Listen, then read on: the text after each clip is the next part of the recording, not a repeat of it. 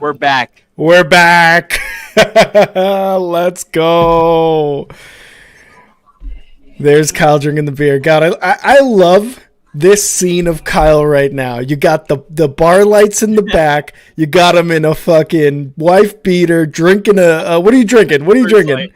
Coors Light. You can't get more American than that unless there was a bald eagle with a Big Mac in the background. You can't get more American than that. While streaming football. And that's what's ironic about it. It's because I'm in downtown Miami, and it's like this is the only bar that will give you this type of vibe. That's why I love it. I love it here. It's like Absolutely. No one really knows about it. It's on the 9th floor of a hotel, and it's like no one really tells people about it because we don't want it to be a popular destination. You know what I mean? Yeah, because but it does very well. Yeah, that's great. And you've been traveling quite a bit because this isn't the first stop. This is like your third. Yeah. Third. So first things first, before we start, on behalf of everybody from Only Football and myself, we just wanted to welcome you back to the channel. Shot, and everyone else has one. Everyone else has a shot in the chat.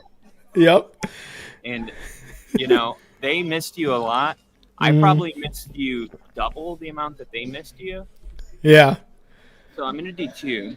Oh my god. Kyle's a maniac. I love it. We have Rick back. We're gonna cut Let's this and go. I'm back, baby. Let's go. Nice. Kyle is a monster. Kyle is a monster. Little pickle juice. Oh, nice. Cut it with the pickle juice. I love it. All right. So happy to have you back, brother. Thanks, man. It's great to be back. I hopped on the stream for the Bengals and the Rams earlier, and again, I just want to say thank you to everybody. You guys make me feel so welcome. Jinja, Tyler, even Steve, Casey, Bill, like all you guys, welcoming me back. I appreciate it so much, and especially Kyle taking 2 shots for me. Yeah, I did for you. No, I'm kidding. Totally for you. I did. Okay, so the way the trip started was like, and we'll talk about it a little bit later. But getting out of the military, there's a lot of moving parts that go along with that. And the way it kind of went was like people came into my house and they packed up all of my stuff and put it in storage. And it was Friday, so I had to be in Denver by Sunday. So I drove for like 18 hours straight. Oh my God! By the time I got to Denver, it was like I couldn't really get my feet underneath me. I was having equipment problems at the game. Yeah. I was trying to go live on YouTube, but it was like coming up as private. So there's been like a lot of, the shots. It's been a lot of like growing pains because I understand now why people like it's a much easier controlled environment to stream at home. Yeah. Very hard to just take it on the road. And I bet. In Jacksonville, my equipment overheated outside of the stadium. And then in Miami, this has been like the best place yet. But that's because it's been, there's family here, so I can get settled in and stream. Like I'm at a bar where I'm friends with the owner. Like I couldn't just do this in a random city and feel comfortable streaming in a bar. You know what I mean? Yeah. So, like, but it's just, it's been a lot of driving. Tomorrow we head back to North Florida, and then I'll be in Nashville in a couple days. And then I was going to continue doing the tour, but I think what I'm going to do is I'm going to set up shop in my mom's guest room for like a year, 6 months, whatever it is, because I think we could reach more people.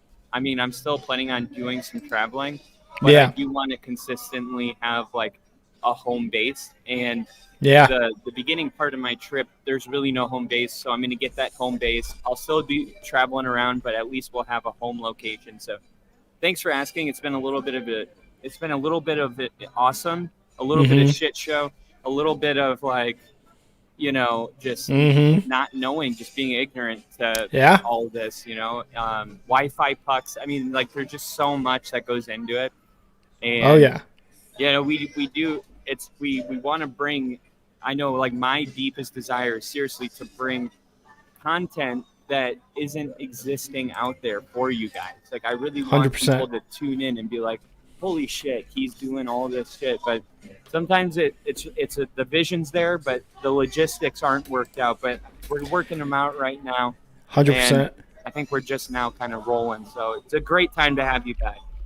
Yeah, absolutely, man. And it's a great time for me to be back too. I just it sucks because like I missed the first couple weeks, and I remember talking to Kyle, like we had talked about it. I was like nearing the end of this last deployment for me, and I'm like, hey man, let's talk about what we're gonna do, like when I'm gonna come on. And I said early season is probably just a good, vague enough and general enough thing to say to where not everybody's expecting me back first week of the NFL, but somewhere right around there. Which I mean, week 3, a little bit after week 3. I think is great, and it's been fun. I've been doing some traveling as well. I went to Chicago, so I know. When you said I've been driving 18 hours, I know, brother. I know. Huh? You drove to Chicago? We drove to Chicago from Washington, man, and it was a hell of a trip. Did you want to? Yeah, we didn't want to travel. Plus, we had our dog. You know what I mean? Like, it's a lot of money, but driving to, and I'm sure you've experienced this. It's nice to see like the nature aspect of it all, and just to like driving through Montana, through Utah, through Colorado, even, like it's amazing. So it is. I wish I could have appreciated it more. I was so focused on like what was next that I wasn't in the present. But I'm glad I've learned this lesson at week 3. And let me ask you this. So I say that because it's so early in the season, and obviously you haven't been able to, like you said earlier, keep up with everything. Yeah. So when you did finally kind of like step back into that world, what was the biggest shocker of the NFL season? I honestly don't know, man. The biggest shocker kind of going into week 3 this was not a prepared question. Not at all. Like we just do this shit on the fly. This is terrible podcasting, but I don't know. I think it was the Bengals, a little bit of the Bengals, and just me as a Bears fan, it was like how, and I used this on Big League Chicago when I streamed that show earlier, it's just how dog shit they are, Yeah. It's just, that's the word of the team right now, of the Bears, dog shit. Dog shit. Dog shit. And Tyler's in the chat too, like just giving it to me as a. Fuck yeah. So if from now on, whenever like we are like talking about a team being bad, I want us to say dog shit at the same time. It's gonna be dog shit, absolutely. Like, honestly, the only way to say this, it was dog shit, and then we're like, no, we're like, absolutely. Oh, 100%, like 100%. Show where they go, huh? What? Huh? What? Dog what? Shit. That's ours. That's ours. Dog shit. This podcast is dog shit. Like Rick said. It's as good as the Bears. What? No. Or the Broncos. We'll find out next week, right? I do want to get to some of the comments before we start our week 3 recap. We are back, boys and girls. This is awesome to be back. But let's get to some of these comments real quick. Steve first in the chat. I love it.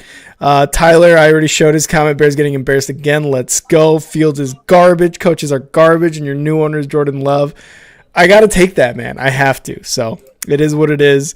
Jinja just pouring on the compliments. In shape like a mother. I wish I was, dude. It's weird because like the camera cuts off here and then the belly starts right under there. Dude, that's what I thought. Look, no shot at Tom Grassi. Shout out Tom Grassi. I can only hope to accomplish what he has. But when he was doing the 30 and 30, I got to see his belly for the first time. I never saw his belly. You're like, what?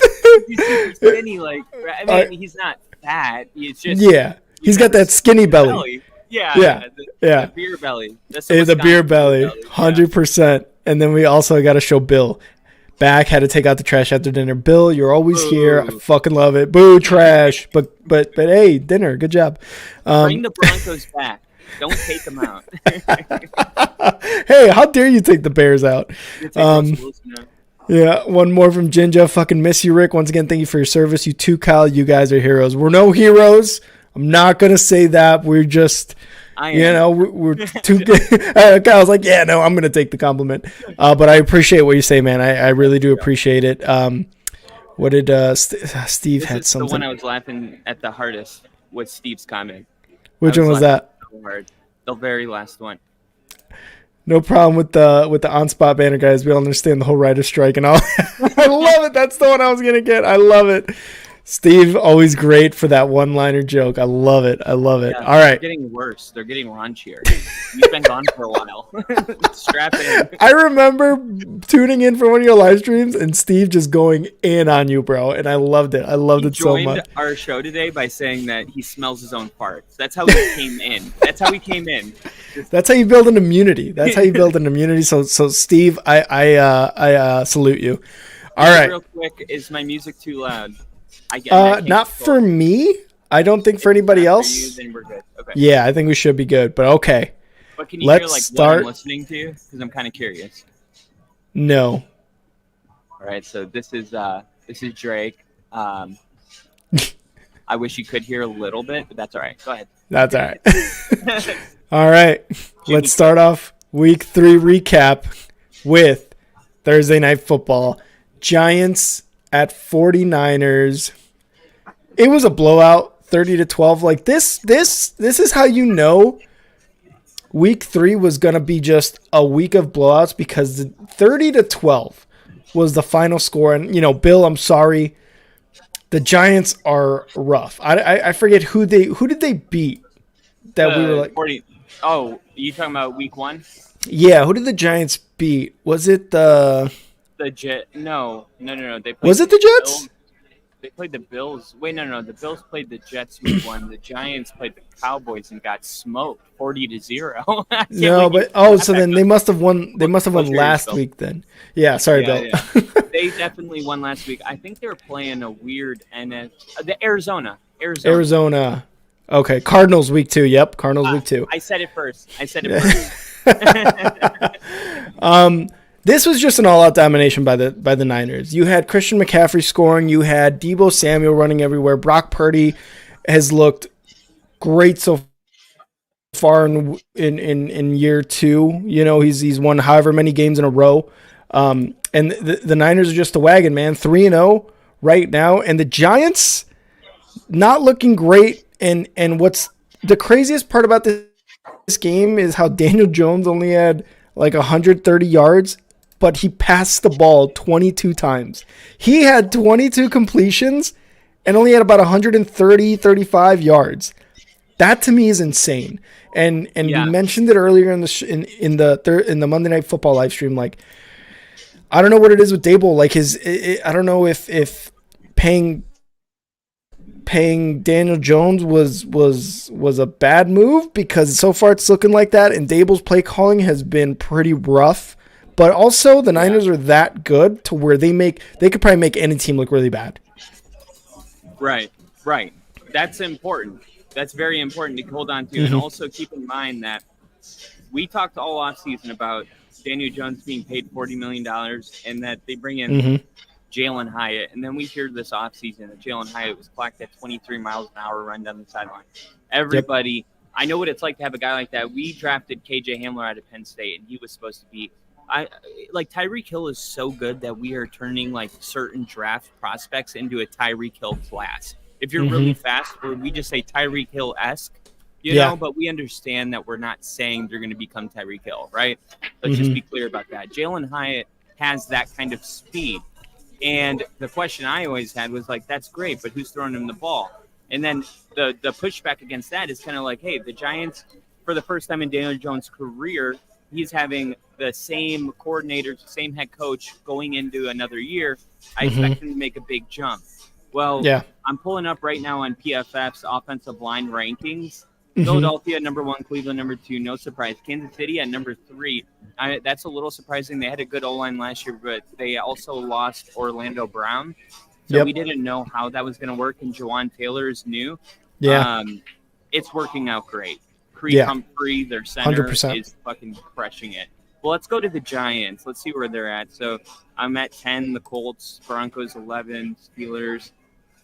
I'm just assuming, when you told me that stat, I never looked this up. I'm just assuming the fact that he can't throw downfield is because of the offensive line. 21 Chicago Bears haven't gotten to the Jets yet. 23 New York Jets. 25 Houston Texans, 27 Commanders, 29 New York Giants. Look at that. Not a fucking shocker at all. So the worst, almost the worst O-line in the first 3 weeks. Daniel Jones, I'm the first guy to talk shit about Daniel Jones, not because I don't like him, but because I like to reserve me saying that a quarterback is good for like really good quarterbacks, and he hasn't shown me that yet. But I'm not a hater. I will say, if he doesn't have time to throw it, how do you expect him to go downfield? You know what I mean? And exactly. What you said about the 49ers about like, let's remember, they'll expose anybody. That is the aha moment. It's not about like, even more than about how bad this O-line is or the Giants' struggles or Saquon Barkley not playing in the game. To me, this is about the 49ers, man. You know how I feel about Brock Purdy and this 49ers team. Like, the fact is, week 12 of last year, Brock Purdy came into a game for the first time in his career against the Dolphins, and he has never lost a football game he didn't break his elbow in. Yeah. So there's literally no reason to not understand, like, hey, not only is this team really good, but Brock Purdy is getting better. What the fuck does that mean? You know what I mean? Like, to me, it's like 49ers, Dolphins. Like, that's your Super Bowl. Yeah, that's what I was gonna say. The exact same thing too. Those are the top teams right now. Yeah, top. And Bills are back. Bills are back. We'll get to the Bills, but I think with the what's that?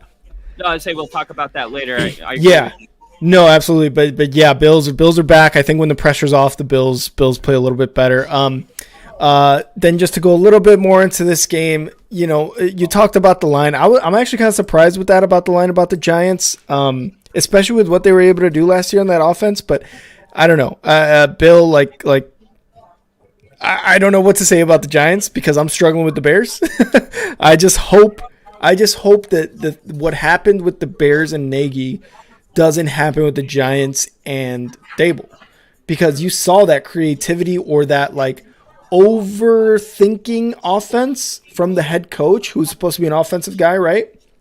Hopefully that doesn't go away, because it sucks. It sucks, especially me knowing how that the rest of that year went with Nagy after being coach of the year too. Like, he won coach of the year that year in 2018.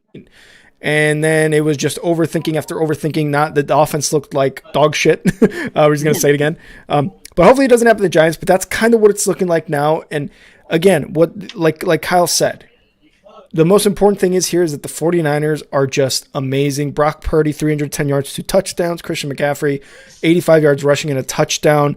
Caught 5 passes for 35 yards. Deebo Samuel, 6 receptions, 129 yards and a touchdown. And then Elijah Mitchell, also 11 carries, 42 yards. Like this, like they've got players everywhere. It's not even fair. It's not even fair. These guys are going to the Super Bowl for real. For real. And the last thing I'll say about the 49ers is, to me, what makes them so interesting is, like, last year, there were certain teams that we would watch and we'd be like, oh, they're so explosive. Like, remember when the 49ers played the Seahawks in the divisional round, we were streaming that game, and the Seahawks were winning at halftime, 17-16. The final score of that game, I think, was 20-41. So, like, the 49ers, when you watch the game, they have a way of, like, bringing false hope to the opponent. I know Bill said he had no illusions, but, like, for other teams, right, you go into halftime with a win and you're feeling really good. The 49ers, like, have a way of just, like, beating you so bad, and you, by the end of the game, it's like, how did you lose by so much? And it's not like 1 or 2 plays. It's like, well, the 49ers just dominated every play of the game, and it ended up in a blowout. But it happens in the second half because they wear you down because they're so physical. Yeah. That by the time you get in the second half, it's like, well, it was a close game. The 49ers are a second-half team. They bust games open in the second half. So, like, they do. To me, that's kind of like that trait that I'm looking at, like, possible Super Bowl teams, like the team that, okay, it's a close game in the second half. Well, who gets worse and who gets better? Nobody gets better than the 49ers in the second half. And that's all I got to say about that game. For sure. Let's move on to the next game on the slate. Colts at Ravens. Next. This was a tough one to get into because the Colts won 22-19. This game went into overtime. Lamar Jackson looked great starting off. He had a touchdown in the first quarter, rushed for over 100 yards, at over 200 yards passing. And then, I think they scored one more touchdown, I think, in the third. What was it? Yep, it was another Lamar Jackson rushing touchdown. And I don't know what happened to them after that because it seemed like the Colts were, playing they were playing football the way, I don't know, like you don't want to lose the game by a lot because they were kicking field goals whenever they could. They scored a touchdown here. But it was like, why can't the offense, one that Lamar Jackson now has weapons in and is making Nelson Aguilar look like a fucking stud, why couldn't they beat them, convincingly? Not only did they go to overtime, but one of the most, I think the most accurate kicker in the NFL in what's his name? God, why can't I never remember names? Odell Beckham? No. Yep, Odell Beckham, that guy. Justin Tucker missed a 61-yard field goal at the end, or an OT, I believe.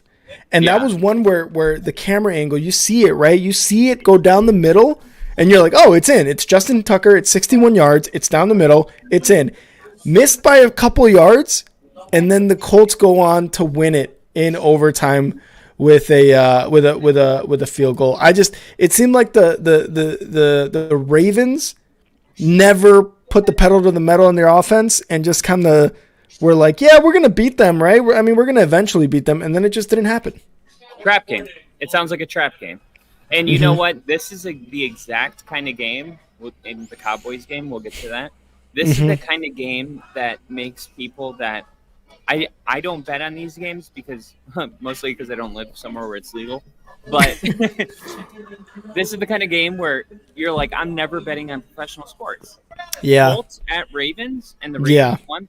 Well, the night before we went live, I actually got this game right. I said the Colts were going to cover.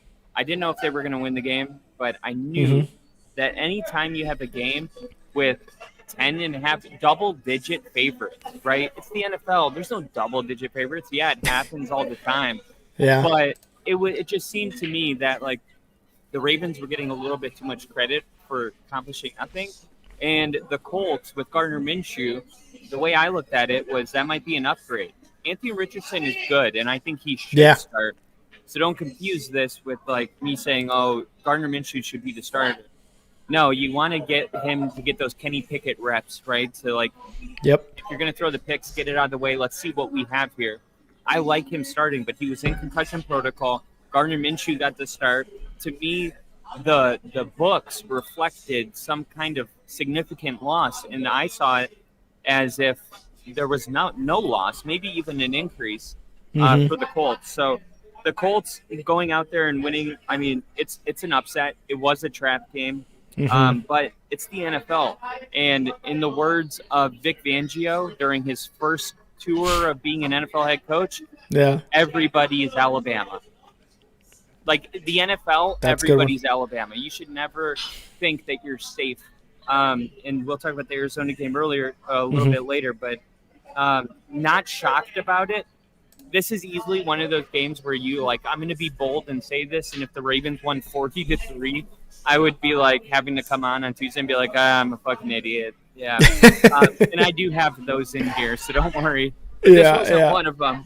I went through today and wrote down little notes on all my predictions because I was at my brother's bar till 3 a.m. when I came back and made my predictions. And I was like, I better go listen to those and see what the fuck I said because I actually did pretty well. So this one, though, there you go. You just got to hand it off to Jinja and the Colts, man. They came prepared, and remember, they got a great head coach now. They're not going to just roll over and die.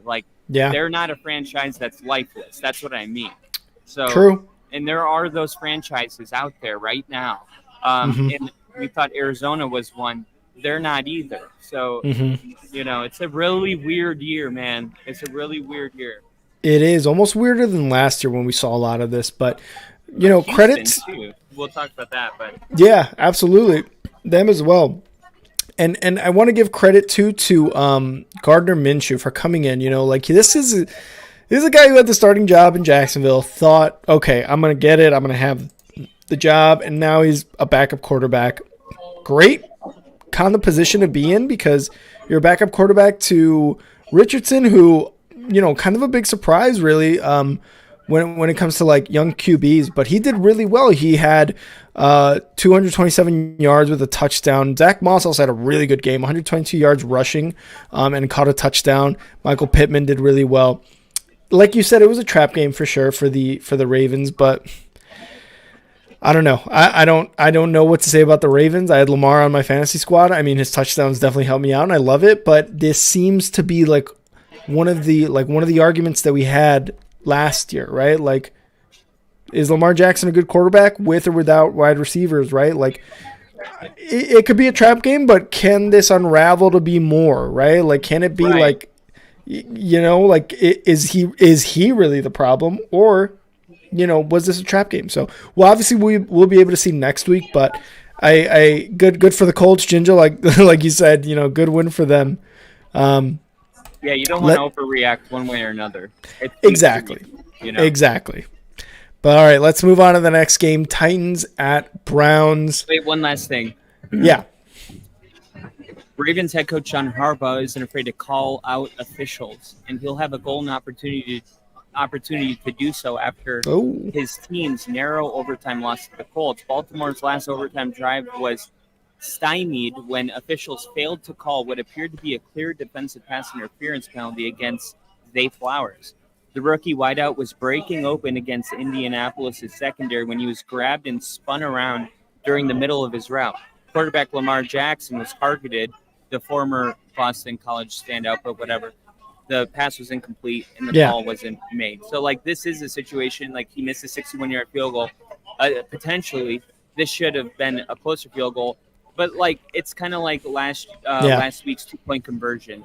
It's like it shouldn't come down to that. But on this show, I want to at least bring it up. The refs missed the call. Justin Tucker would have made a closer field goal. The Ravens 100%. And you talk about he had that comment about the officials when we're talking about the Titans and Browns. We had an obvious missed call by the officials on this one, and this was when Browns wide receiver. Oh my God, Amari Cooper caught a pass near the sidelines.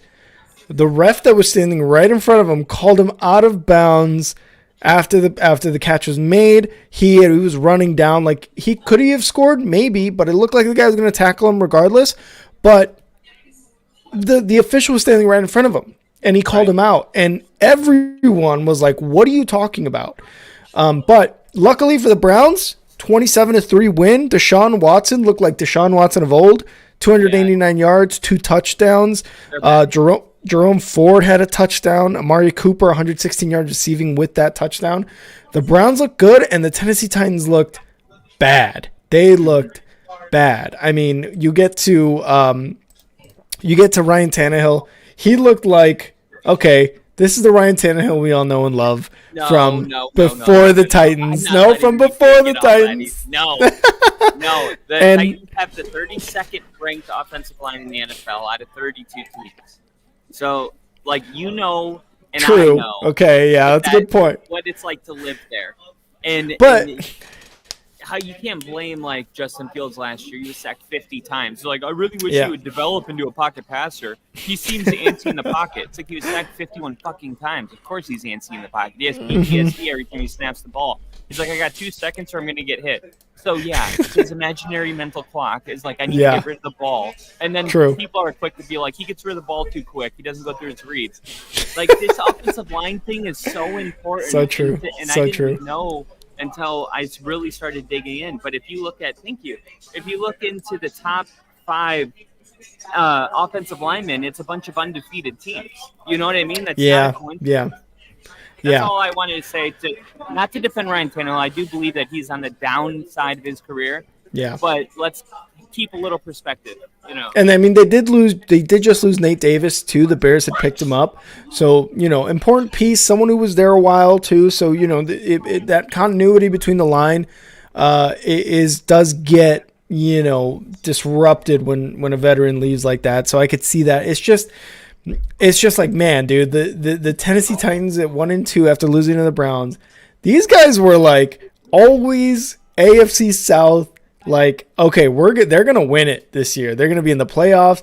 And now it's like, even after last year they seemed a little bit rough and now it's like the brick wall has hit them because Derrick Henry only had 20 yards rushing and he's getting to that point either in age or in carries. I think it was carries that I heard that a running back starts just that descend, that just like decline in production is hitting, and it just seems like the Titans are going to get that like really soon. I'm going to push back against that too. And our first episode back is just going to be me wrong. No, fuck you. All I'm saying is in week 2, Derrick Henry, he had, and yes, I'm using fantasy football, but he had, I think he had 120 scrimmage. Here it is. He had week 2. He only had 80 yards. I guess he had maybe 120 all-purpose yards. But remember, Derrick Henry is like just in the same situation as Tannehill. 32nd offensive line, which means absolutely. when Derrick Henry gets the ball, there's people making contact with him. Like, why do you think DeAndre Swift is breaking out for the Eagles? And he was the offensive player of the week last year? It's because he's behind the best offensive line, and that a lot of people actually take away from Emmitt Smith. Like, oh, he's the all-time, rushing leader, and it's like, yeah, he had the best O-line for 10 years. Yeah, and like, I get what they're saying, but to a little bit, like, it's just one game. Derrick Henry.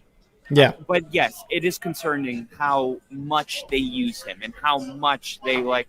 Their whole offense seems like it's invested. All their eggs are in one basket, and it's on Derrick Henry. And if you're going to do that, then you at least have to have a middle-of-the-pack offensive line, right? I mean, like at minimum, because like you said, like they use him as their number one guy. They lost AJ Brown, Tannehill again. Older, getting towards that time, and yes, Derrick Henry most season starts off really slow, and there's a time where he's usually like, okay, it's time to go. I'm ready to bust out for 120, 130 yard games. But again, he's getting to that age. He's getting to that carry time where it's like running backs are starting to slow down. I can see that with Derrick Henry and being behind the 32nd best line in the league. I feel like it's just going to be even worse from here.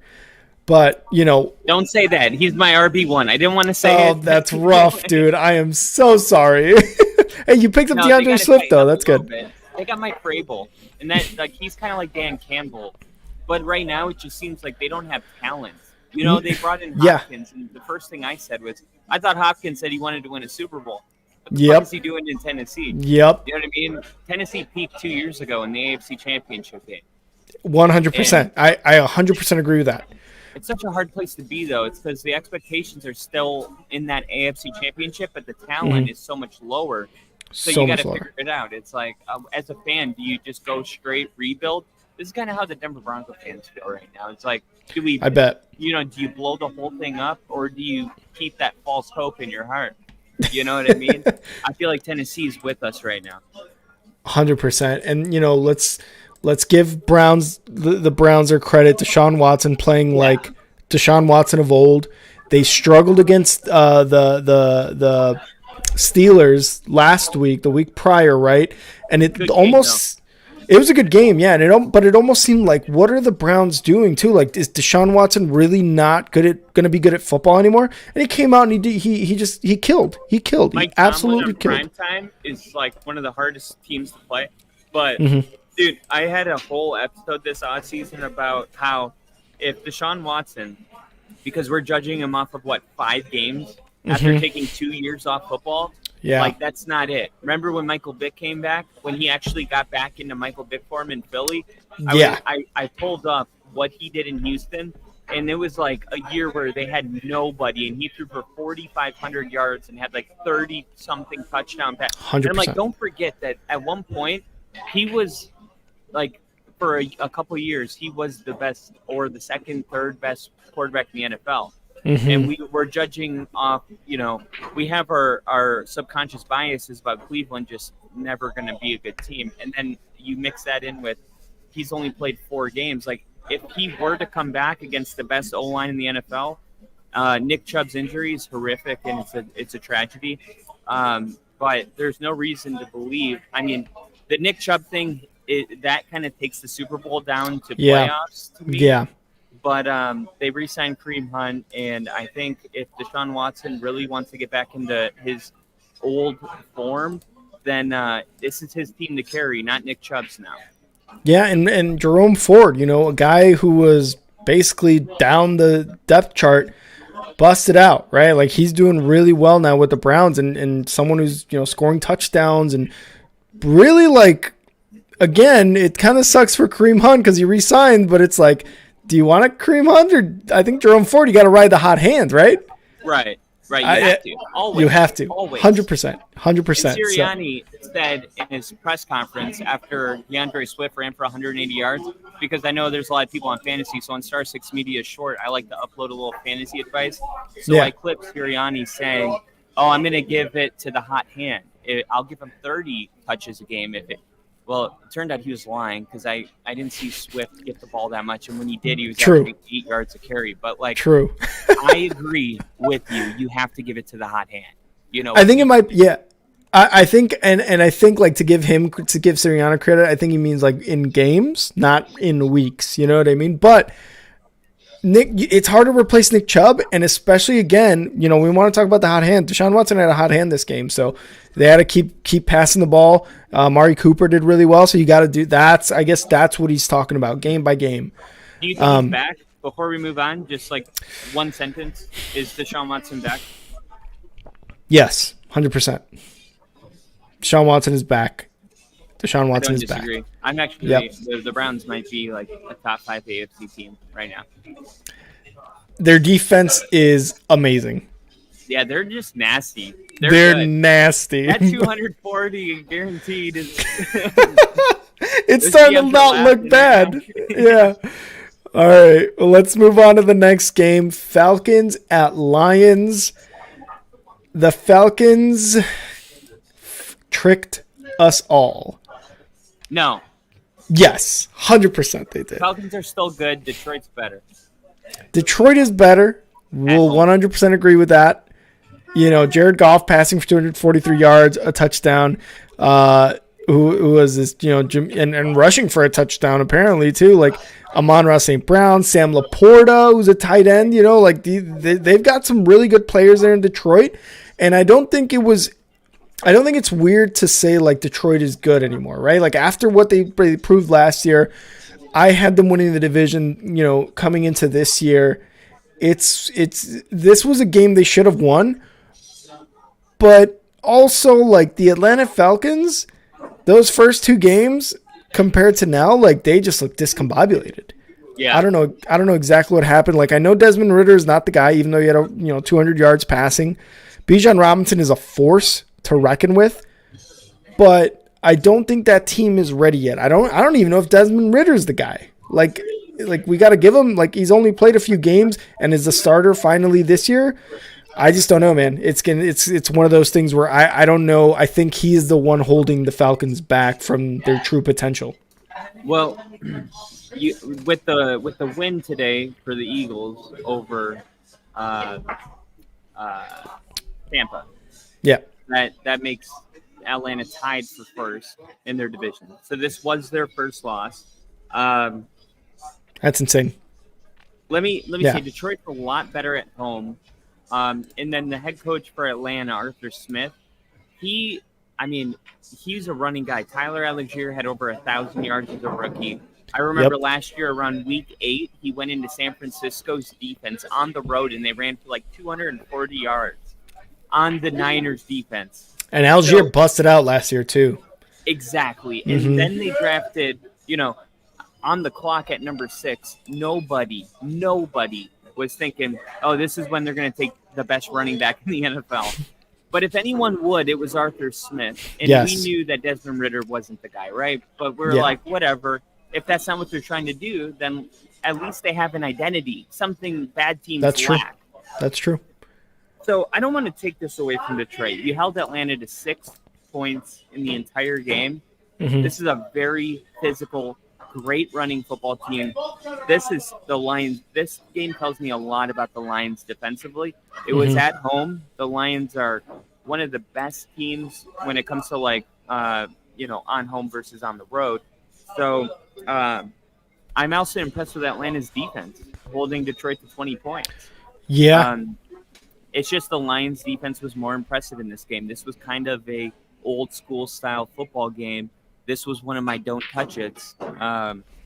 And Don't touch it. I love it. yeah, I said don't touch it, but take Detroit at home. Mhm. But I mean, this is not to me like Atlanta. I mean, you're first place in your division. There's nothing Yeah. to be sad about. Like, That's true. hey, let's lick our wounds and get ready for next week. You beat the Packers the week before, Mhm. and that was a tough win. Packers bounced back. We can move on in a little bit and talk about that. But Yeah. in no way do I think Atlanta's doomed or anything. But I do think the Lions' defense is what stands out the most in this game. Yes, and I was going to say that 7 sacks this game from the Lions defense, which is something that they didn't necessarily lack last year, but because of how many points they were scored upon them, was something that I think a lot of the Lions, fandom was like, hey, we need to improve the defense. We had that interview we had that interview with Berger and Burger. Burton Berger talking about the defense, right? Like, should they? And I was kind of like, no, just improve the offense, right? But now, 7 sacks against a very good running team, the Atlanta Falcons. Like, yeah, like you said, tip your cap to them. Lions obviously in a very good position right now to win the division too. But like you said, let's move on. Great game for them. But let's move on to Saints at the Packers. Real One quick, of the most. Go ahead. I just want to say deuces to Jinja. Say he's going to bed. Ginge, thanks for tuning in today. He was with us for like 3.5 hours straight. Hell yeah. So definitely give a shout out to him. And then we'll keep going. For sure. See you, Ginger. Thank you again for all the kind words during the streams, man. I appreciate you, and I'm Wednesday's episode gonna get a beer to chug for you. He's gonna rub one out to you. What? I mean, drink. So, Saints at Packers. One of the most disappointing games I have seen this year, and I haven't seen many, so this is probably like the most disappointing. Saints up 17-0 in the fourth quarter. And look, I know, being a Bears fan, most of it is just like hoping the Packers lose every week. But this one, I was certain they were going to lose. And then what happens? Derek Carr gets hurt, and Jameis Winston comes in for the Saints, and that was it. It was over.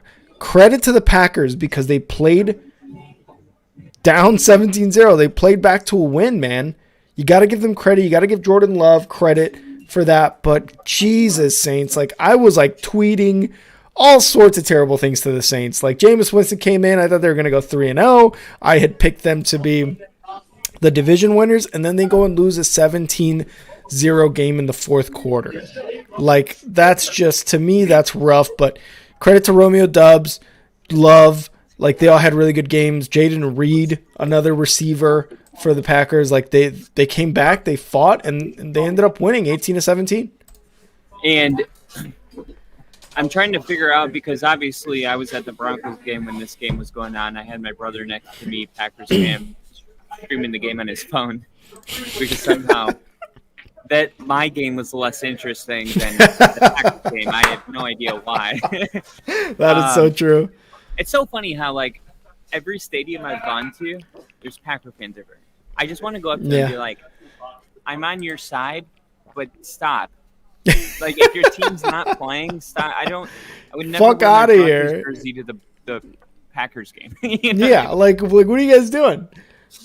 It's such a funny thing. But anyway, so there were like Packer fans that happened to be sitting behind us watching on my brother's little phone. I was so pissed. You know, the mix of the fact that our game was so boring that I had Packer fans behind me like huddling over. But the thing is they got mad too and turned their phones off. We drove to my dad's house. It was like 40 minutes north. By the time we got to my house, it said Packers won. And we were like, what the fuck happened? You're like, how?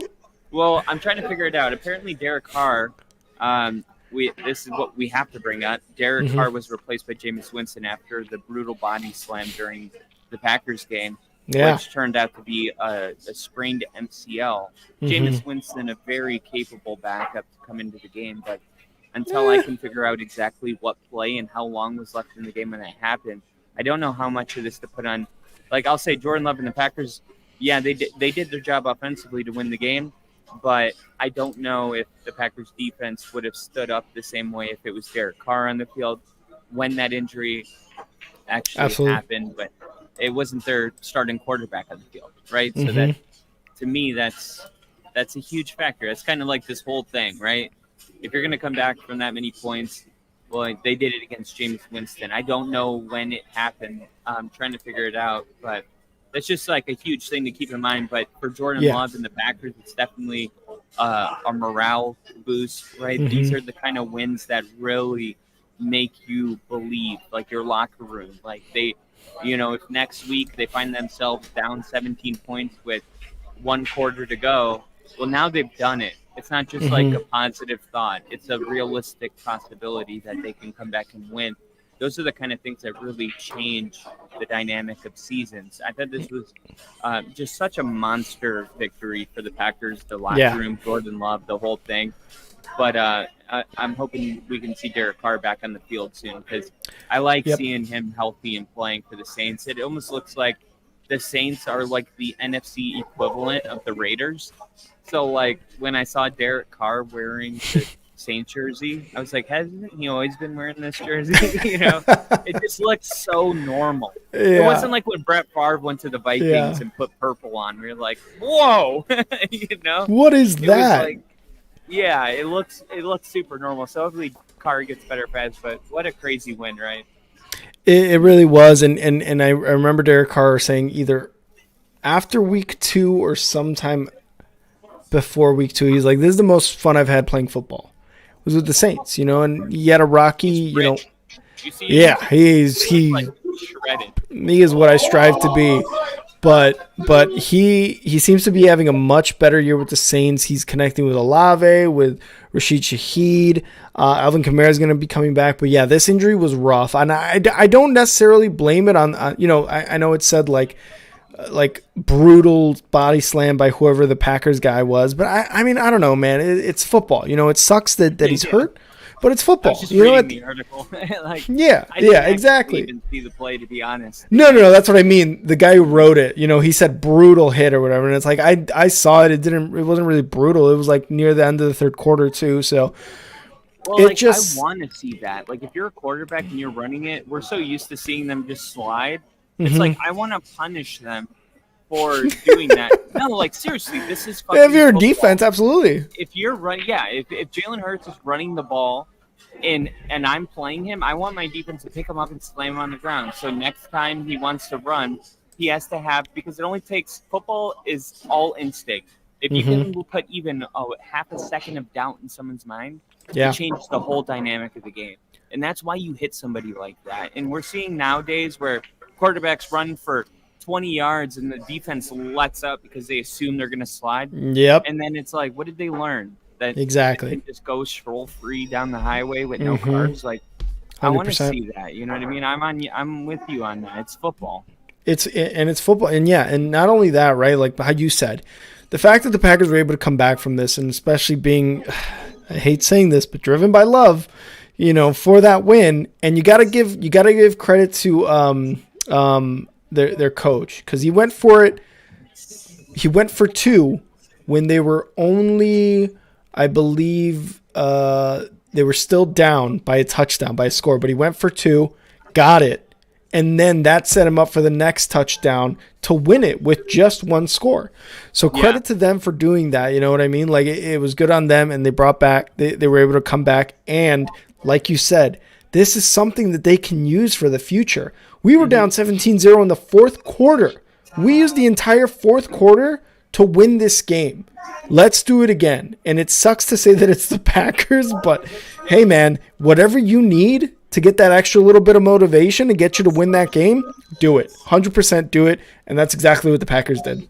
And Matt LaFleur needed to, because remember when Aaron Rodgers was in the playoffs and they settled for a field goal, and it was like 4th and 3 on the 30-yard line? Yep. So, like, this is kind of like restores some good faith for Lambeau Field. 100%. 100%. But let's move on now to the next game. Texans at Jaguars. A game that I don't know what to make of it. Texans beat the Jaguars 37-17. And Trevor Lawrence had a good game, but Trevor Lawrence overall, I don't know. Maybe it's not Trevor Lawrence. Maybe it's just this Jaguars team that is just severely underperforming to this point early in the season. It's still early. It's week 3, but hey, we got to talk about it because it looks bad right now from Trevor Lawrence. Again, he had a really good game. 279 yards, a touchdown. He did have an interception. Etienne with 88 yards. His leading receiver was Evan Ingram with 67 yards. But, dude, CJ Stroud, 280 yards, 2 touchdowns. This is a rookie. This is a rookie in a Texans team who has a brand new head coach who, coming into this year, had zero expectations to be, honestly, as good as they kind of are right now. So what do you make of this? Like, what do you make of this game? It's crazy to see this. It's concerning. It's very concerning. My initial thoughts going into the game, which I did on Saturday night, I said the DeMeco Ryans, he's a new head coach. New head coaches tend to have these emotional victories at home. That's not uncommon. With that said, 37 points. Now, we talk about rebuilds not being able to happen overnight. Like, even if you, trying to talk to their burp because I'm 40. Feel that? Even when you turn over a squad, I mean, you don't go worst to first. And in this case, it's just one game, but you don't go from 37. The reason it's so disappointing for me personally is because I had Jacksonville as the number 1 seed in the AFC. Yep. And I had no reason to believe that if Doug Peterson was able to turn from what Urban Meyer did into winning a playoff game and going toe-to-toe with the Chiefs, and by the way, Jacksonville beat themselves in that game to send Kansas City. That's why I kept getting pissed because Kansas City kept moving up the totem pole because of fucking guns going into people's own feet. I'm like, okay, well, Jacksonville's gonna. I mean, what's the next step? Well, it's like a 14-2 type season in the weakest division in the NFL. Well, not if you lose to the worst team in your division. And by the way, you almost gave up a 40-point game to the Houston Texans. Like, I'm gonna tell you during all these games, I'm gonna say it's week 3. Don't overthink it. Yeah. From the person that picked Jacksonville to be the number 1 seed, this is the one game that I'm not going to overthink it, but I am going to raise concern where concern is due. This is not good. Jacksonville is the number 28th ranked offensive line, so I'll keep that in the back of my mind. They got to get better up front. They got to get better at protecting. But Trevor Lawrence is supposed to be one of the best quarterbacks in the NFL. That's what he was prospected to be, and that's what he was in college, and that's who he is. And if he can't become that, I'm not even going to blame him. I'm going to blame the offensive line or the play calling, because you just don't see people succeed as much as he has in life and then all of a sudden just not be good. Jacksonville's got to figure out how to get ETN going more. They need to figure out how to incorporate a real running threat with their pass game. Calvin Ridley should be one of the better receivers in the NFL, top 5. There's 100%. A lot of things to love. I'm hoping we can just chalk this up to a bad day at the office, but I'm definitely going into next week keeping this game in the back of my mind. Like, this is not something I'm like, oh, a bad day in the office. Let's just move on. This is motherfucker. ESPN literally says Broncos embarrassing loss by 50. Right? I'm seeing that now too. Oh my God. Anyway, we'll talk about that in a bit. Yeah. Anyway, this is concerning. We're not going to throw the whole thing away, but hopefully, I always say if you're going to get your ass whooped like this by a team like this when you're supposed to be a team like that, at least it happened in week 3. True, and let's not, we can absolutely point at Trevor Lawrence in the offense. Like you said, Calvin Ridley should be the leading receiver, right? It's Calvin Ridley. Week 1, it was like, oh my God, this guy's back. But the defense for Jacksonville was pretty bad. 0 sacks after a really, really good year last year too. They were pretty good defense last year. Yeah. You thought it would improve a lot more, but against like a Texans team that again had 0, again, all the turnover, rookie quarterback, you thought they'd get a sack on this guy. Zero pressure on him. D for the P. D for the P. We're going D for the P. But it just seems like the defense has got to be better for Jacksonville too. But again, let's give a lot of credit to Houston and CJ Stroud for being, being 280 yards, 2 touchdowns, scoring 37 on the Jaguars. Again, with not very many aspirations, I guess. And Tank Dell, by the way, let's talk about Tank Dell, by the way, for Houston, who just came out of nowhere with 145 yards and a touchdown. This is a guy that if you play fantasy, you got to pick him up in your waivers. If Kyle's going to give some fantasy advice, I'm going to give some fantasy advice. Pick up Tank Dell and a couple other players. Achan, I believe, from the Dolphins, which we'll talk about here in a bit. But he looked really good. Dameon Pierce even, still kind of building on that really good year he had last year. Only 31 yards rushing, but he had a touchdown and he had 3 receptions for 28 yards. I was talking to him, Kyle, about Tank Dell from Houston. Guy made a statement and seems like he might be CJ Stroud's guy after that win in Jacksonville. Yeah, I know. He looked really good. I was actually trying to figure out, like, at least in our fantasy league and probably people everywhere else, like, trying to figure out, hey, where is this guy? Yeah. Is he available? You know what I mean? But 100%. Still, it's like, it's 1 week. The problem is you got to kind of take that gamble because if he does it next week, he won't be available anymore. Yeah, 100%. All right. Let's move on into one of the more disappointing games for Kyle. We're going to do Broncos and Dolphins. It's the order that it's in. I'm not trying to be a dick. It's the order that it's in. The Dolphins scored 70 on the Broncos. And before I let you do your thing, I just dude, I did not expect the Broncos defense to be this bad. I thought they were going to take a step back, but still be dominant. And it seems like they just have no idea what playing defense in the NFL is anymore. Because they're pretty sad.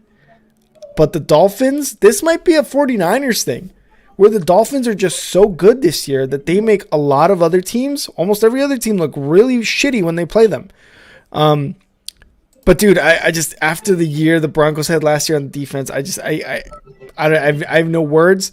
I'm hoping you can bestow some wisdom on me about the Broncos. He's thinking. Next. No, I'm kidding. Oh, I love it. Oh, look, I've kind of. I have some music back there. Yeah, it's right there. No, but back here in this area. Oh. Is that okay? Yeah, I'm not controlling the music. Okay. Great. The guy just asked me if I can turn the music up back here. That was Anyway, weird. I don't know what vibe gave off that. Do you think I was DJing here? It just happened. Yeah, what song? I got you, bro. Anyway, You want to back that ass up? Okay. I kind of, I'm always under my kind of personal beliefs. I've had some time to chew on this a little bit, and this is the kind of game where you need some time, right? Mm-hmm. the Dolphins haven't scored this much points since 1963 or Mm-hmm. something, 67. It was before Dan Marino was the quarterback. I mean, this is like a historic game. There's only been 3 more games with this many points scored. Mm. Can I say I was happy I was there? No. I'm happy I was there. Absolutely Look, not. I know it sounds delusional, but this is one of those games that you will never forget as a Broncos fan. This is That's the true. only game I've ever experienced like this was the Seahawks Super Bowl, and I wasn't at that game. So I've never walked out. The thought of me leaving a stadium Yeah. early, I Yeah. never in a fucking million years would ever walk out of my team. Yeah. Because I always 100%. want them to know, hey, I'm with you to the end, no matter what Mhm. happens. However, my brother talked some sense into me when we were down 50. We might as well just beat traffic, So I walked out of that game and it was weird. It was like it reminded me of like older relationships where you just get into a fight where we'll never come back from this. Mhm. You know what I mean? I walked out of the stadium, I took my jersey off, not because I was ashamed, but it was hot, but it also made me think, am I doing it because I'm hot or is it because, Yeah, you become you get in your head because you're like, no, I'm hot. I swear to God, I'm hot. To yourself, you're thinking in your own brain. No, I swear to God, I'm hot. You get it. So, Yeah. So I'm like going, that's why I said I need some time to chew on it, because when you have that kind of inner dialogue going, Yeah. you have to take some time to settle into it. Let me just say, Vance Joseph is the worst fucking coach I've ever seen. This is the worst. This is on Sean Payton. Mhm. Sean Payton hired Vance Joseph. Vance Joseph was our head coach. He Mhm. did so bad that we fired him. He went to Yep. the Cardinals, and he took their defense from one of the top defenses to the worst, and he got rewarded by another fucking defensive coordinator position. Nobody in Denver Broncos world. I'm in all the worlds. I got podcasts at DNVR, bars in downtown Denver. I check them all out. Nobody, I'm telling you, not one single person was like, this is a good hire. Yeah. Fucking nobody. We wanted Rex Ryan, to be honest, which tells you how Yeah. much we don't like Vance Yeah, Joseph. Vance Joseph. Because he hasn't coached since like 2008. You know what I mean? So, no, it was a terrible day. It was a terrible day to be a Broncos fan. It was the kind of day that made you want to take off your jersey and just forget about everything. Yeah. I mean, you lose by 50 points. 50 points, dude. Mhm. This defense is a problem. I'll say this. Russell Wilson was not the problem today. There was 2 touchdowns that were called back. There was 2 positive plays that were going for 25, 30 yards. Cortland Sutton fumbled the ball twice. There was Yeah. a lot of mistakes that Denver made, but defensively, that's the problem. Denver had no answer to anything that Miami did. And I know that when NFL players come to Miami, being a person that just traveled around the whole world, Miami has some of the best food, the best bars, the best shopping, the best strip clubs, like whatever you're into. Nice. When you get to a city, the players tend to go out and want to have fun and party and shop. And I think sometimes it goes too far. And I'm not kidding. Like, I'm literally thinking in my head, maybe these players are fucking hungover. I have no idea, dude. Like, Something. 70 points is a ridiculous amount. And, like, to me, it's the most allowed by any team in an NFL game since 1966. Yeah. It just happened to come up on the screen right here while we're talking about it. But no, it's embarrassing. It's a bad day to be a Broncos fan. We had every reason. And by the way, Sean Payton said Nathaniel Hackett had the worst coaching job in NFL history.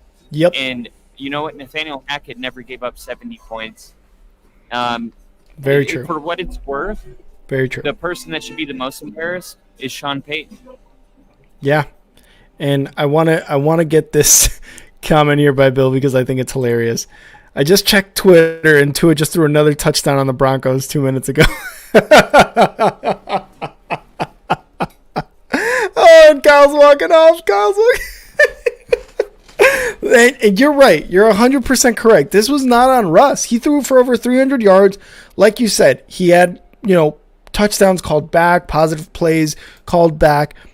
This is all defense, man, and it sucks. But let's give credit to Miami too, man. They have nothing but fast fucking players, and They know how to use them. They know exactly how to use them. It's ridiculous because Achan, I think is what his is how to actually pronounce it. 200 rushing yards, 2 touchdowns. Raheem Mostert had 3. Tyreek Hill had 157 receiving yards and a touchdown. Chosen had a touchdown. Mostert had a touchdown. Like, the offense was done beautifully. And there's just, the defense has to take a lot of this loss. I'm sure the defense is beating themselves up because they're like, wow, how are we such a good unit last year? And it just sucks. But again, you got to give a lot of credit to the Dolphins and Tua and that entire offensive scheme by McDaniels because they're doing really, really well. And like we said earlier, if the Super Bowl were today, the Dolphins would be in it.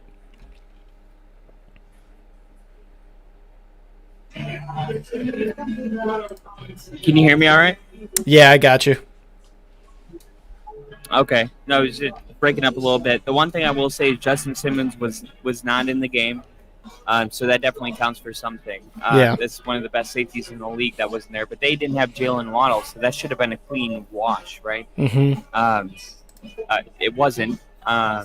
Yeah, man, it's just really, what disappoints me the most is last year it was like if Denver scored 17 points, they would be 13-2 by week 15. And then the whole thing was like, well, we're going to score more. And then we do. And Russ does look better. And he's skinnier. And he's running. And he's making big throws. And Marvin Mims looks great.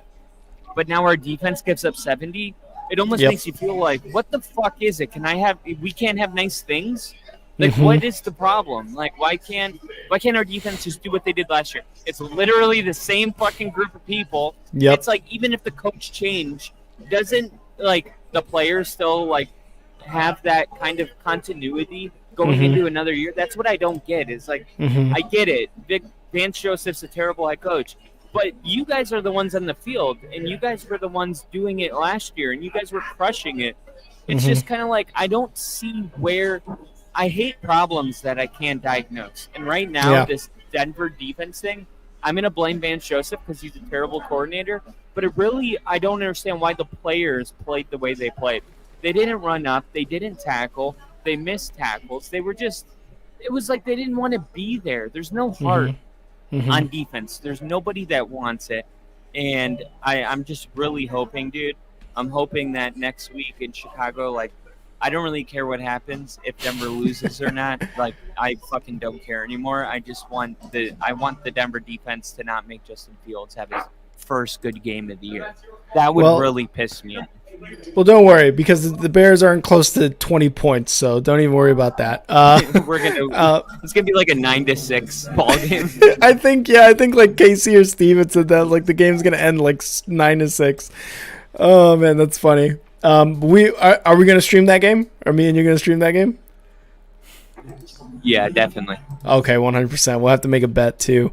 Let's move on to the next game. Last thing, I was gonna go to the game, and after this game, I'm not going. I'm not fucking leaving. I'm not going, dude. I'm not driving to Illinois after this. I'm not. Oh, like, well, I would 100% be in the same boat. I wouldn't do it.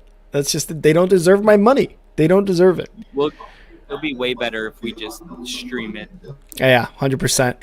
Let's move into the next game. Kind of a nail biter.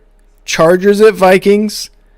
This one was, like I said, a nail biter. The Chargers end up winning 28-24. I think there was like a really stupid play by Chargers head coach. I forget his name. I hadn't seen it because I was watching football, but I was watching the Bears game at the same time or something else, and I had red zone. I didn't see the play either way, but the Chargers get a win, and it's both of these teams came into this game 0-2. After last year they seemed pretty good. I mean the Chargers are always going to charger, it seems to me, but both of these teams came into this game 0-2, and it seemed like whoever lost is kind of like on the shitty end here for the rest of the season. What did you think about this game with the Minnesota Vikings losing 28-24 to the Chargers, and the Chargers finally getting the first win? Yeah, I mean the Minnesota Vikings, I thought were going to win this game because they were at home. But Mhm. at the end of the day, it kind of looked like two teams that were looking in a mirror. It was like, okay, well, Yeah. which one of these teams is going to, someone has to lose? And it's not because both teams are bad. It's because both teams are supposed to be good.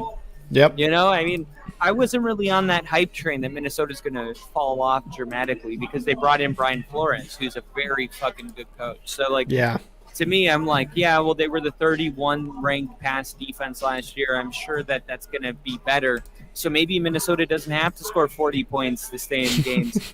I looked at it from that side. I was more of an Yeah. optimist, which I am in life, kind of. So, like, I always see the good side of teams. And then once in a while, a team will prove me wrong. I don't know if Minnesota's done that yet. Mhm. But the Chargers, I really did think if they didn't win this game, they were going to fire Staley on the plane ride home. Staley. Yeah, there we go. Yeah, that didn't happen. Mhm. I think for the Chargers, it's kind of back to the drawing board. It's like, what's going on? We brought in a better offensive coordinator in Kellen Moore. We Mhm. have one of the most talented rosters in the NFL. Yeah, they just lost Mike Williams, but they drafted Quentin Johnson from TCU. It's time for him to step up. Yeah. Maybe a little earlier than anticipated, but when it comes to these two teams, like when it comes to Denver, right, when you lose like that, it's like, I don't even want to talk about it. But if I was a fan of the Chargers or the Vikings, it's still kind of a long season. You know what I Yeah. mean? It's a 14-week season, and it starts next week. And that's how they have to look at it. Minnesota gets the first win at home. The Chargers get their Chargers. first win on the road, and Minnesota is still trying to find that first win. It's like it was like two teams that played each other. So, like, I Yeah. don't think we learned anything new about either of the teams, in my opinion. Yeah, and it's kind of like it's I hate to say it because I watched a couple episodes of that Netflix quarterbacks show, and you really get to like Kirk Cousins. You get to really love this guy because he's just Cole's so cash, baby. yeah, he's such a wholesome dude. His wife dresses him like he's a very nice guy. You don't want to root against him, but it's just he is not good at the end of games. And he's like, he can stat pad all day. He had 367 yards and 3 touchdowns, but when it came down to it, man, like he had that interception.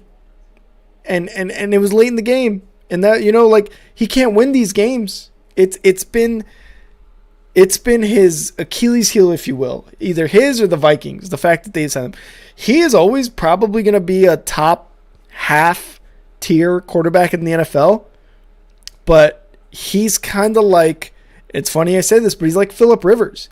He's very good, but he just can never win it. He can never win it all because he's just kind of cursed. He's just kind of cursed that way. Yeah, you're right. Kyle was like, "What? No, 100%. He's never it's going like, to win that's it." kind of like, I feel the same way about Dak Prescott. Yeah, But that's the true. only difference is Dak Prescott's got a defense. But even Phillip Rivers, one year had the number one offense, had the number one defense. I don't think he made the playoffs. I don't even know how that's real. How is that a thing? How is that a thing? How is Can that we a just, thing? like, never bring that up again until we understand it better? Because, like, people we have say to that, and I'm like, well, what did you want them to do better? we have to watch that entire season of the Chargers and be It like, sounds like an anomaly to me. Like, yeah, it's like where rolled did over it someone's head. where did it all go wrong? Yeah, It's like, what is that? Like, That's every it's team just had insane. their best day against the Chargers. And that's how my fantasy football league is last year for me. Like the points for were like 3,000. And I was like, what? Oh my god! I was like, But that's got to be what happened though for the Chargers that year. But the Vikings, 100%. plenty of time to figure it out, right? You got the best receiver in the NFL. Kirk Cousins is. For how I mean, long? it's not their year. Can we just say that? Like they're No. not winning the Super Bowl. No. They have the same record as the Bears, and the Bears are dog shit. They'll be a And- middle and- of the pack team, but they'll be like a tough in and out. They're the Patriots. Yeah, I think they end up with 7 wins, maybe 6. I I'm gonna don't say see them. at least 8. I got a little higher floor than you. Okay, I just don't see them with an over 500 record. Like 100% don't see them that. That's fair. That's fair. Yeah, but yeah, But they don't have number a one win wide. yet. You know? That's they're on the right track. Number one wide receiver. Yeah, you mentioned it right. Justin Jefferson. 7 catches, 149 yards, and a touchdown. He seemed to be pretty upset too, I think, last week or this week, just with what the offense is and isn't doing with him. It's starting to become like a Stephon Diggs type of thing, except Stephon Diggs did it in the playoffs, and the Vikings aren't going to sniff the playoffs this year. So we'll see how long they have Justin Jefferson. Who knows, man? It's going to be one of those things where Justin Jefferson is like, how am I this good, but our team isn't this good? Just like Stephon Diggs, just like when he was on the Vikings. Because look what happens, right? When the minute Justin Jefferson gets traded or picked up in free agency by another team, they're going to be automatic like Super Bowl contenders because of that. So I don't know how much longer Vikings fans are going to be able to be like, yeah, but we have the number one wide receiver in the NFL. I don't know how much longer they're going to be able to do that. Yeah, and it's interesting to see how much longer the Charger fans are going to ride with Staley. You know what I mean? True. Like, at what point do you just... You got to cut it. Waste this young quarterback. Like, 'cause remember, if you have a young quarterback that's top 5 in the NFL, you're in a unique Super Bowl window because you can afford to pay other people. Now they just paid Justin Herbert, but they have nothing to show for what they've done through his rookie contract, right? Yep. So to me, it's like these are just two underachieving teams right now, Yeah, but it's got to be fun to be a team of them. I mean, at least they have the dream of it. Like, imagine being a Chargers fan right now with like that team. It's like we can do it. We can turn it around. Like, we just lost by 50. You know what I mean? Like, there's levels. There's levels to this.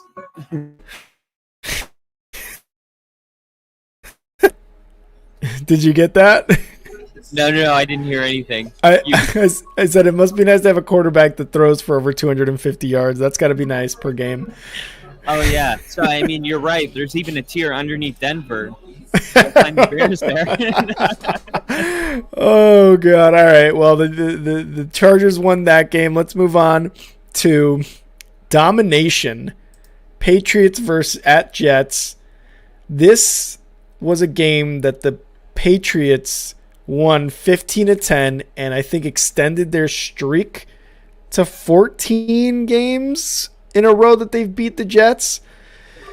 Damn. And yeah, Bill Belichick does not lose to the Jets, man. Like no matter. Yeah, 100%. But this is just like Bill Belichick can't lose against the Jets no matter what kind of quarterback or what kind of team he has. Speaking of the Jets, Zach Wilson looked absolutely horrible in this game. On a side note, when I made my predictions and I quoted myself when I took my notes today, I put, the Jets will win. Zach Wilson won't have to do much to get the win. This Jets defense at home against New England, take the Jets, because I was like, I look back at it though, and New England wins 15-0, and it's like, okay, well, the Jets offense, Zach Wilson didn't have to do that much. You know what I mean? I just didn't expect that he couldn't do even a little much. You know what I mean? Like, he didn't do anything at all. I'm sorry, by the way, they turned up the music over here. The guy that wanted me to DJ the music for him, he made him turn it up a little bit. Yeah, no worries. Can you hear it? No worries. I could hear it. I probably could hear it a little bit more, but not crazy amount. Like it's overbearing or anything. It's a really good microphone. It's supposed to do noise canceling, but like it's taking every ounce of me to like hear every word because they fucking blasted it. Oh really? Oh damn, that sucks, dude. I can hear you all right. Okay. I just don't know how much longer, because Jets fans are clamoring to get another quarterback. Obviously, the Aaron Rodgers thing didn't work out because he got injured in 4 plays. And obviously, they don't want Zach Wilson because they were like, you know what? Even if he plays 1 or 2 years under Rodgers, maybe he might get better. Instead, he has to play the entire season. And that's if they don't pick up another quarterback. That's if they don't pick up another quarterback for the Jets. So, Zach Wilson is looking like trash. The defense looking decent in this game, but I mean they're 1-2. They won that game against the Bills, barely. They haven't looked like the defense of last year. They took a step back, even though they're still pretty good and have most of the same people. Just signed Quinnen Williams to a deal, and one of my buddies, Andrew, Shout out to Andrew. He said death, taxes, and players playing like absolute shit after they get paid. And That's what Chicago does. It just seems to go that way. But the Patriots, not a very inspiring win, but a win nonetheless. You know, Mac Jones, 201 yards, touchdown. Pharaoh Brown, who seems to be, you know, kind of taking over, I think, for receiving, 71 yards and a touchdown. Ezekiel Elliott had 80 yards, so that's good for them. That was a good pickup. I guess Ezekiel Elliott back on the map, not really. But just kind of like a win, you know. It wasn't really anything to go crazy about, but I don't know. What do you make of this game? Is this just two very bottom-tier teams just playing each other? No, the Patriots are not a bottom-tier team. They're going to be a tough in and out every week, and some of their wins are going to look ugly like this. And that doesn't mean that the Patriots aren't good. It just means that Bill Belichick wakes up and has a top 12 defense before he makes his coffee, which is probably black. The Jets are just, in my opinion, shout out Jimmy Buffett, rest in peace. R.I.P. But no, when I look at this game, I was like, look, the Jets just have to be better. They have to be better on offense. And really what it made me think of is when Aaron Rodgers scores Achilles on that fourth play and walked into the locker room and looked at Garrett Wilson and said, "I'm sorry, kid." I don't know why that like choked me up more than any like football story normally does. That was supposed to be such a great connection. That was such a and it's just like you see like Zach Wilson taking over and being able to score only 10 points and you know it made me think back about that moment and how things were supposed to be different and how much that must suck. You know what I mean, to be a Jets fan. I mean, I can't imagine what that's like. I mean, I kind of have something similar going on with like Sean Payton's going to change anything, but when you're in uncharted territories, it's weird. Like Sean Payton's never lost 3 games, his first 3 games. Well, he did. Yep. Aaron Rodgers isn't supposed to go down on the 4th play, but he did. But he did. And, you know, you kind of feel like sometimes like this is like you're watching a movie and it's like, you ever seen a bad ending and you're just like, what the fuck did I just spend 2 hours watching? Such a disappointing ending too. Exactly. And it's even worse. Like, it's one thing if you're at like an hour and a half and you're like, I'm invested too much of my time. I got to see how shitty the ending is. It's another thing when the movie's great for an hour and 59 minutes and the last minute sucks. 2 completely different experiences. The Jets right now, man, I feel more sorry for them than any team in the NFL because they were sold Super Bowls and 4 plays into the game, Zach Wilson is leading them to averaging around 10 points a game. I mean, this is just really sad. But this is a really good defense that if they can continue to play close games and Zach Wilson can get a little bit better, I do think Zach Wilson's better this year than he was last year. I think he has to be. That's why I thought Jordan Love would be good. You just can't be behind that kind of leader and it doesn't rub off on you. But it wasn't long enough. It was only a short time period. So I do think the sooner that Aaron Rodgers is able to walk, because he said he wouldn't be on the sideline for the Jets until he could walk, because he's got to be able to move himself if a player's running onto the sideline. Absolutely. So he was thinking that might be like week 4, week 5. I think things will get better when he puts a headset on, to be completely honest. I see Aaron Rodgers as the leader of this team, and it's not even because Robert Saleh is a great leader, but I'm talking about offensive leader. It's not because Aaron Rodgers is like some guru. He scored like the highest percentage on that SAT that quarterbacks take in the combine. Brett Favre scored like a 4. And Aaron Rodgers, he used to be like, "Would you score in the thing?" Because remember, Brett Favre and Aaron hated each other. They hated each other. Aaron Rodgers has always been a student of the game, very smart. And that's why Nathaniel Hackett has this appearance that he's a good offensive coordinator. It's because Aaron Rodgers. And everyone knows that. So as soon as Aaron Rodgers can put a headset back on and stand on the sideline, I think that maybe that 10 turns into a 13, and maybe that's still a loss. But maybe some weeks it's not. And if they can get it in the playoffs, then that would kind of be the goal. So it's just really disappointing. But for the Patriots, they're going to continue to do this week in and week out.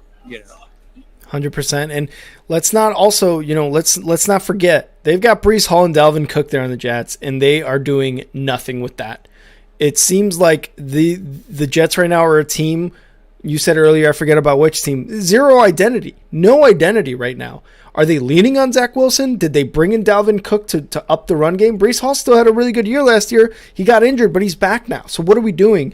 And usually the defense, again, with Robert Saleh, is a defensive guy from San Francisco. Even they're underperforming. So I don't know But what kind of... they have the 23rd ranked offensive line right now, the Jets, which is like I had a whole episode about the Aaron Rodgers experiment, bringing up the offensive line, because Aaron Rodgers has always been behind a top 15 O-line. And I'm like, dude, he's going to have to throw the ball right away. Well, like, now it's Zach Wilson. And, you know, it's like Breece Hall, Dalvin Cook, you have all these weapons, but this offensive line is ass, man. Yeah. It's almost impossible to win in this league with a bottom third quarter of an offensive line. Like, Yeah. it's so important, and I spent most of my life not really caring about that. But it's just like, it's so obvious week in and week out. You look at each game and you're like, the Jets, why aren't they running with Breece Hall and Dalvin Cook? And then you look at it and you're like, 27th.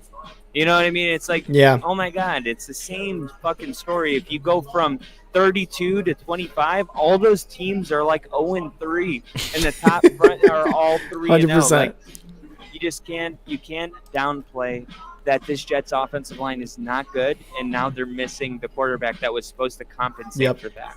Yep. Very important. Very important. But let's move on. Bills at Commanders. Bills dominated the Commanders 37-3, and this is what we said earlier about Josh Allen and the Bills.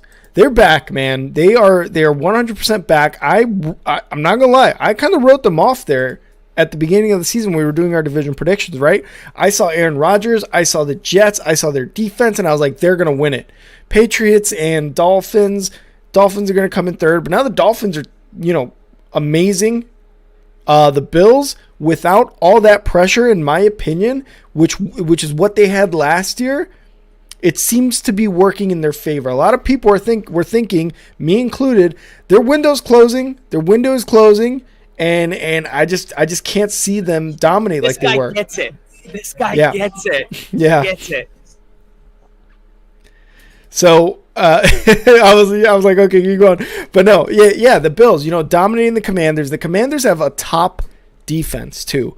That defensive front, they put a lot of pressure, and that the Bills line was so good in this game. This is how you can tell the difference between coaches when they game plan. They know, the Bills head coach, I forget his name, but he goes into this game knowing they have a really top defensive line, probably one of the top defenses, top 5, top 6 maybe. We have to game plan around this. We have to figure out how to do this, and they come out scoring 37 points and hold their offense to 3 points. Now, obviously, the offense for the Commanders isn't their strong point. Sam Howell, first year quarterback, really. They had some good, offensive weapons. Brian Robinson for 70 yards rushing. Sam Howell had 170 yards, but that's not that great. And they still have Curtis Samuel, McLaurin, John Dotson. They have a lot of guys that they can throw to and rush with this offense. But the Bills just absolutely suffocated them. And just to go over a couple of stats, Josh Allen 218 yards and a touchdown, rushing touchdown as well. We had Gabe Davis with a sick touchdown. Stephon Diggs had over 110 yards. Like, this offense is they're doing it. After that Jets loss in week 1, they were like, we're better than this. There's really not much pressure. A lot of people are downplaying our game and our window. Let's just go out there and sling the ball, and that's what Josh Allen's doing. He is slinging the ball, and he's doing well. Yeah, the song right now is "Take It, Let Me Run," and I'm just thinking about like Josh Allen, just all the doubters, just being like, "Take it." Look, at the end of the day, the Bills are kind of like the exception to what I've been saying all night. 22nd ranked offensive line, but guess what? A star-studded quarterback that's not afraid to put his shoulder down and get the dirty yards on his own. And a lot of weapons. Bills team is in perfect shape for a Super Bowl. There's a lot of episodes this offseason, but one of them was about how we are so prone to hype because the media kind of controls the narrative of the NFL, therefore controls how we think about certain teams. The Bills they were supposed to be, they were the Super Bowl darlings last year, remember? And then Yep. they get blown out. And now everyone kind of just moved on. And the one thing that you bring up, that's why I freaked out and was like, this guy gets it, is because you said, well, maybe it's better that they're not playing with the Super Bowl darling expectations. Maybe Mhm. it's good that they got beat at home and embarrassed, and now no one expects them to be good. Yeah. However, the Commanders, they have, to me, they're a wild card playoff team. I think they're a better team than the Giants. I thought Sam Howell looked very good against the Broncos. Like, they were down 18 points at halftime. And Mhm. Sam Howell led that team back. He made ballsy throws. I mean, he was throwing it to Terry McLaurin 50 yards downfield. Like, Yeah. there were just things that he was doing that reminded me of Kirk Cousins, a young Kirk Cousins. I don't know if Sam Howell's ever going to be an elite, but I do think his job's safe at this point. Now, going Yeah. into this game, this was kind of like push comes to shove. This is the real test. And I think this says more about the Bills than the Commanders. I still think the Commanders will find a way to bounce back, but this is a time for us to kind of take a step back and put the Bills back in our top five. Hey. The Bills are not fucking around this year, Mhm. and they're here to prove it. Now, this is just 1 week, and you know how the NFL is. 1 week it's like this, and next week it's 17-14 win over the Jets, and we're like, Yeah. what happened to the Commanders? Yeah. You don't want to overthink it, but one thing we can say, what are our guarantees? I'll put my name on sign off on the Bills are back as a top 5 NFL team, and the Commanders are a wild card team right now, Mhm. in my opinion. This was a very decisive win for Buffalo. This might be the best win of the week for any single franchise besides the Packers coming back in the fourth quarter. This is I mean, do you imagine that locker room after this game? Oh yeah. You know what I mean? Oh I mean, yeah. this is big for Buffalo. That's all I got. Huge for Buffalo for sure. And the Commanders, yes, in a good spot. I think they're going to be a wild card team as well because, their defense is doing well. And like you said, Sam Howell, tough game against the Bills. But, like you said, against the Broncos, he was making some really good throws, good plays. I do remember seeing some highlights from that. And it was one of those things where it was like, oh, is Sam Howell the guy now, right? Like, is he the guy? Maybe. But he might just... It's just a tough team against the Bills, so we'll see how that goes from here on out. Let's move on to the next game. Panthers at Seahawks. We had the Seahawks looking like they were in trouble there for a minute, but come out with the win, 37-27 against Andy Dalton and the Panthers. I gotta say, dude, Andy Dalton looked really good in this game. He passed for 2 touchdowns, 360 yards. We had Miles Sanders score a touchdown. Adam Thielen back into Adam Thielen on the Vikings form with 11 catches, 145 yards, and a touchdown. DJ Chark even had a touchdown. Like, this team with Andy Dalton looked good. And, nothing against Bryce Young, but Andy Dalton's just better at football than him right now. It's nothing bad on him. It's just he's a veteran of the game for over 10 years now. So they looked good with Andy Dalton behind under center there. I never believed in Bryce Young. As soon as I saw him actually like wearing an NFL uniform, I was like, look, I can ignore the size thing. Mhm. Like when you're Drew Brees' size or like whatever. Apparently Drew Brees is 5'11". Look, I don't care Program what the height. numbers say. Apparently Kevin Durant's 6'11" and he's like 6'7". So like whatever they want to say, they say. The eyeball test to me is what's most important. Yeah. As soon as Bryce Young was on the field, I'm like, there's no way this is gonna work. And I understand the kid is extremely talented, Mhm. but when I picked this game, I said take Seattle +5. They were only favored 5 points. I said they'll win Yeah. by more than 5. And when I said that, I didn't know, being completely honest, I didn't know Bryce Young was playing. So I actually got kind of lucky because I would have thought it would have been a closer game with Andy Dalton. Andy Dalton is a very Mhm. proven, capable player. I do think Andy Dalton gives them their best chance of winning, not Bryce Young. But you can't go number 1 overall and give up DJ Moore and not play this guy, right? So Yeah. this is kind of just like a little taste of what we could see, what the Panthers would be like without Bryce Young this year if that never Yep. happened. And I mean, But not to just, there was like- an injury, I think, or a concussion too. So that was the reason he was out. Yeah, it was concussion protocol. Yeah, right? And Yeah. That's another segment we should talk about later in the week is like we're seeing concussion protocol roll into the next week. I think the NFL is trying to avoid back-to-back week concussions. 100%. Because Anthony Richardson is also not – he didn't play because of the concussion. Yep. We're not used to seeing this. So the Tua effect. Yeah, I mean, look, I don't know what to say. Like, to me, Carolina's a very boring football team. I don't even like keeping up with them. Like, the most interesting about them was DJ Moore and CMC. Once in Chicago and once in San Francisco. Like, to me, it's like, what am I going to tune in to watch Andy Dalton? Like, Seattle, though, it seems like they're back on track. To me, that's way more exciting. Is that Seattle, they got embarrassed week 1, and then they were able to win at Detroit week 2. That's a huge win. And then they followed up with a double-digit win at home. I think I said this after week 1. I said Geno Smith. This was bold, but I said Geno Smith played his worst game of the season week 1. He will not have another game as bad as week 1 was, and that's just the way week 1 is for a lot of teams. You know, it's hard to get rhythm and going, but Seattle's fully rolling right now, and Carolina, they're just living for the day, one day at a time. Yeah, I didn't think Geno Smith and the Seahawks were gonna be as good as they are. You know, they have been early in the season, right? The week 1 loss, obviously, like you said, it's a week 1 thing. It's an overreaction. It just happens. But he had almost 300 yards and a touchdown. Kenneth Walker had 2 touchdowns. DK had over 100 receiving yards.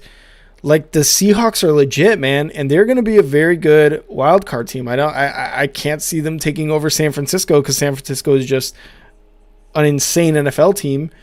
But Geno Smith and the Seahawks, man, they're good. They're going to be good. They're going to be one of those teams in the wild card round where you're going to want to not play them. You're like, I really hope we don't have to play them. But and even in the further along in the playoffs, whoever has to play them in the playoffs are going to be like, shit. This is going to be a tough one. This is going to be one of those games where we really have to play our best game because they are very good. The Seahawks are legit, and like you said about the Panthers, man. Is what it is with them. It's a rebuilding year. Bryce Young is going to come back in and do his thing. Andy Dalton right now is building his resume for another backup job next year. It is what it is with them.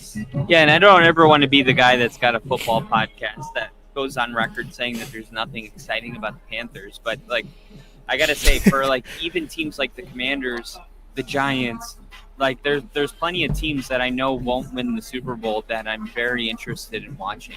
Yeah. The Panthers just, for some reason, just kind of fall into this awkward territory.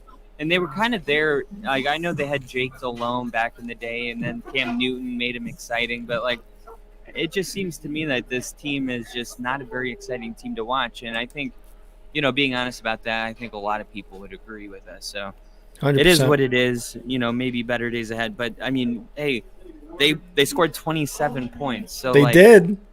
What I mean, the Seahawks are really good because they keep drafting well. Remember, they got Devin Witherspoon and JSN. Yep. They got so many. I mean, that Russell Wilson trade is turning into be just such. I mean, it gets better every year. It's aging like a fine wine. So Seattle will be fine. You're right about the San Francisco thing. They'll never beat San Francisco, in my opinion. No. But they'll be in the wild card round and they'll be 10-7. 100%.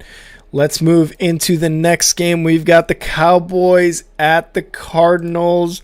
The Cowboys giving us just more ammo to give them shit. First 2 weeks, they looked amazing. Their defense looked unstoppable. Dak Prescott looked unstoppable as well. And then they go and play the Cardinals and lose 28-16 in a game where they didn't look anything like they did the first 2 weeks. They were playing from behind. They were playing scared almost. Dak Prescott threw an interception that a lot of people were like, oh, yep, there's Dak Prescott. There's the guy we know and love from his rookie year to now. I was watching this game along with the Bears game, which we'll get into, and it was on Red Zone most of the time because the afternoon games there was only 3, so that one was showing a lot, and I was just kind of like, what happened? The first 2 games, the Dallas Cowboys looked like, oh man, they might win the NFC East. They might beat out the Eagles. They might be a Super Bowl team. And then they go to the Cardinals, and the Cardinals, like, they have a decent defense, but they take this win from the Cowboys on that defense, and James Conner played his absolute mind off. 98 yards and a touchdown score. Like, James Conner's the truth, man. And then Joshua Dobbs, 189 yards and a touchdown. He looks like he might just be a guy in Arizona until Kyler Murray gets back. But either way, the Cowboys lose and look bad doing it. Yeah, the Cowboys roll into this game with the number 1 points for, number 1 points against. That's number 1 offense, number 1 defense. So I'm not gonna overreact to this, but I'm just gonna say this is like kind of like the Cowboys giving us free ammunition to attack them when we didn't need any, right? Like, this is the type of game that the whole world wants to just be like, there they are. Yep. There they are. And I am that guy. Well, I'm gonna be the guy to say not so fast. All right, Arizona at home, winless, desperate for a win, and they are an NFL football team, and Dallas was unprepared to play them in this specific game. Dallas had a look like this. I don't know if it was Dallas or Minnesota, but somebody blew out. I think Dallas blew out Minnesota, so it's a bad example. But let's use Minnesota, for example. They're winning most of their games, and then they lost like 40-3. When Dallas came into town and they smoked them. Yeah. If I have that backwards, it's the same principle. This happens in the NFL. You know what I mean? Like, teams will go on win streaks. So I do think this Dallas team is like extremely talented. Man, Micah Parsons to me is the best defensive player in the NFL. Yes. Aiden Hutchinson's flirting with it. Aaron Donald had something to say about it today, but they have a really good team. They lost Kellen Moore. Mike McCarthy took over play calling. We were all wondering how that was going to go. Dallas scores 40-0 against the Giants. Sorry to bring it up, Bill, but like that means something because nobody wants to have their best game of the season like they do week 1. The closest thing to compare it to is to get into the playoffs week 18 or a playoff game. So to win like that, in the Cowboys on the road, right? To beat the Giants like that at home, like, to me, you don't just move off for that because the Cardinals beat them. Like, yeah, this is embarrassing. The Cowboys had no business, losing this game. This is a game. I was right about the cover, but I was wrong about Dallas not winning. I had no idea Dallas could potentially lose this game. I thought it might be a close game because, like the other game, the Colts-Ravens game, this was the other game where Dallas was 12.5-point favorites. It's the NFL. There's no such thing. So, we'll get to 12.5-point favorites here soon. Yeah, that's a shit ton of points. So I do think Dallas bounces back with a big win next week, and then all of a sudden they're 4-1 and we've all moved on, or 3-1 and we all move on. But no, it doesn't feel good. If you're a Cowboys fan, you can't wait for the next football game, right? Yeah, and like you said, it is an overreaction, but I'm going to be that guy just because I love talking shit about the Cowboys because it's so much fun. Every year it's Super Bowl, and then you do something like this, and Dak throws an interception, and it's like, you son of a bitch. It's funny. Their fans talk so much shit, you know what I mean? What's that? Their fans talk so much shit. Oh, they do, dude. They're like Yankees fans of football. Yeah. I mean, yeah, they have to, but it's gotten to the point where you're like, obviously, you won't win the Super Bowl. It's been, they're gonna do really well. And the Cardinals, good win. It might be one of the few wins that they get, but they could definitely go into Week 4 being like, hey, we beat the Cowboys, the number one offense, number one defense. So, and Dobbs looks like he's playing for another backup quarterback role too, and he's doing pretty well so far. He's making moves, he's making throws. So good for him. Let's move. Wait, who's Dobbs? No, I'm kidding. I mean, let's be honest. Until last year with the Titans, I think, and we were like, who the fuck is this guy? Yeah, he looked like a future Pro Bowl selectee after that Cardinals game. Like, oh, God. Very Ravens backup quarterback like. All right. Let's move on to another 12.5-point favorites. Bears at the Chiefs, which will famously be known as the Taylor Swift game, I think. Does it help Bear- to at least like have it be known for the Taylor Swift game instead of the Bears blowout game? Is that better? Yes, Don't but lie. also it's kind of like cool. Taylor Swift was there just to cheer on Travis Kelce, just destroying the Bears defense. So, It's also like, who cares? Like, well, yeah, and they he's kept a huge pop star, and Travis Kelsey's a big name, but it's like to have a whole game defined by this is just Mhm. kind of dumb. I mean, if you love football, you know what I mean? Yeah, It's like that's just 100%. like a side thing going on. That's not the main thing. Like, don't make it the main thing. 100%. But they kept like cutting to her in the suite, and I was like, Tony oh Romo my and god, Jessica Simpson. Remember that? yes, always just cut like to her. that. Yeah. Just like that. But the Bears lose 41-10. Never had a shot. Came out looking like dog shit. And, I had a huge rant on this on Big League Chicago. So, if you want to go watch that on the Star 6 Media YouTube. It was bad, dude. It was one of the worst performances ever. And look, I didn't expect for the Bears to come out and win this game. I thought, hey, maybe there might be a chance. Maybe there might be a chance they surprise us. After the horrible week they had, Alan Williams resigning under weird circumstances, Justin Fields saying stuff about the coaching staff that got taken out of context, Eberflus taking over defense, $100,000 worth of stolen equipment taken from Soldier Field. And you're like, how could this get any worse? There's no way, and the coaches are preaching like we're going to be better. We're going to come into this game. After that, you expect for a team to go into a game and be like, let's try to give our fans something, right? Let's try to show some sort of inspired football play. Instead, what do they give us? They give us that Chiefs game. That was one of the worst games I've ever seen. And again, I didn't expect them to win. It would have been cool if they did, but wow, the game planning. This is when I talked about game planning coaches, the Bills head coach versus head coaches who just don't know what the fuck they're doing. Eberflus, worst coach of the league. Easily worst coach of the league right now. Defensive-minded guy. Defense gives up 41 points. Has not looked anywhere near a NFL type of defense. Worst coach of the league, 100%. Justin Fields looks like he's playing uninspired football. Nobody can tackle on the defense. Getsy can't call any good offense. Like, we're just getting manhandled out there. And I said this on Big League Chicago. The Bears look like that Pee-wee football team who plays the mascots every year. Getting absolutely manhandled every single game. And I don't know what else to expect. I don't know what the coaches could do. I don't know what this team can do. It just is bad. I thought it was bad the last year of the Nagy coaching era.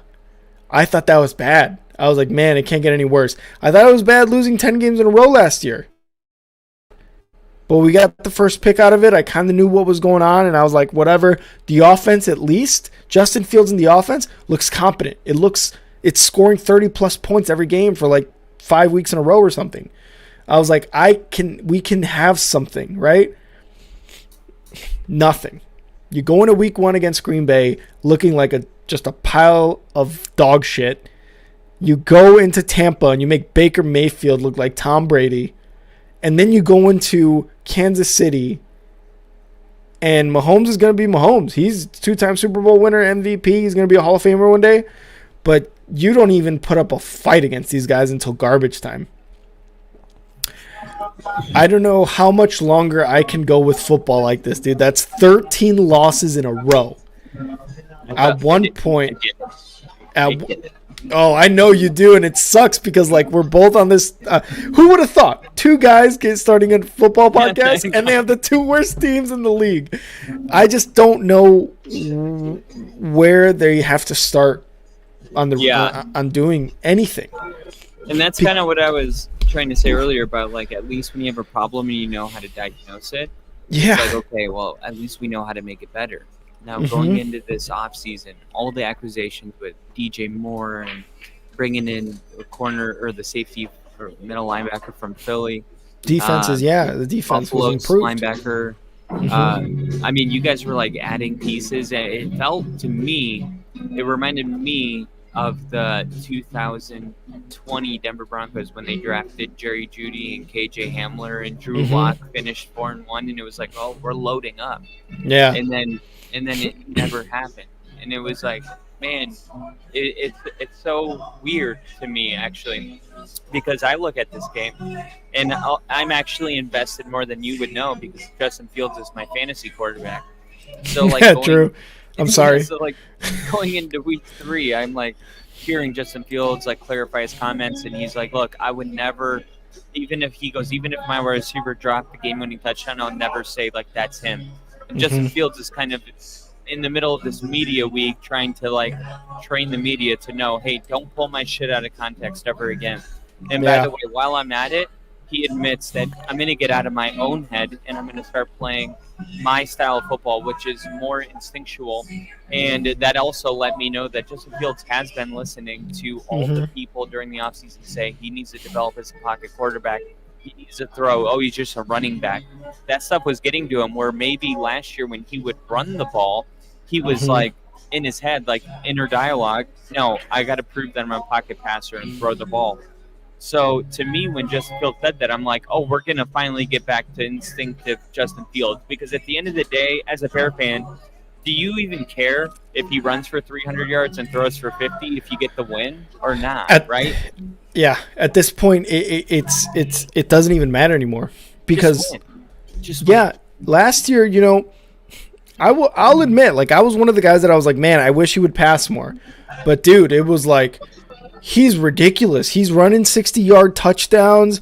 The offense is looking good, and if he has to, he'll pass it on the rollout. Now it's like, okay, he's staying in the pocket way too long. He's trying to be a pocket quarterback, and he's not. He's a Lamar Jackson. He's a Michael Vick. Let him be that. And it's like, again, going back to, like, where do we start?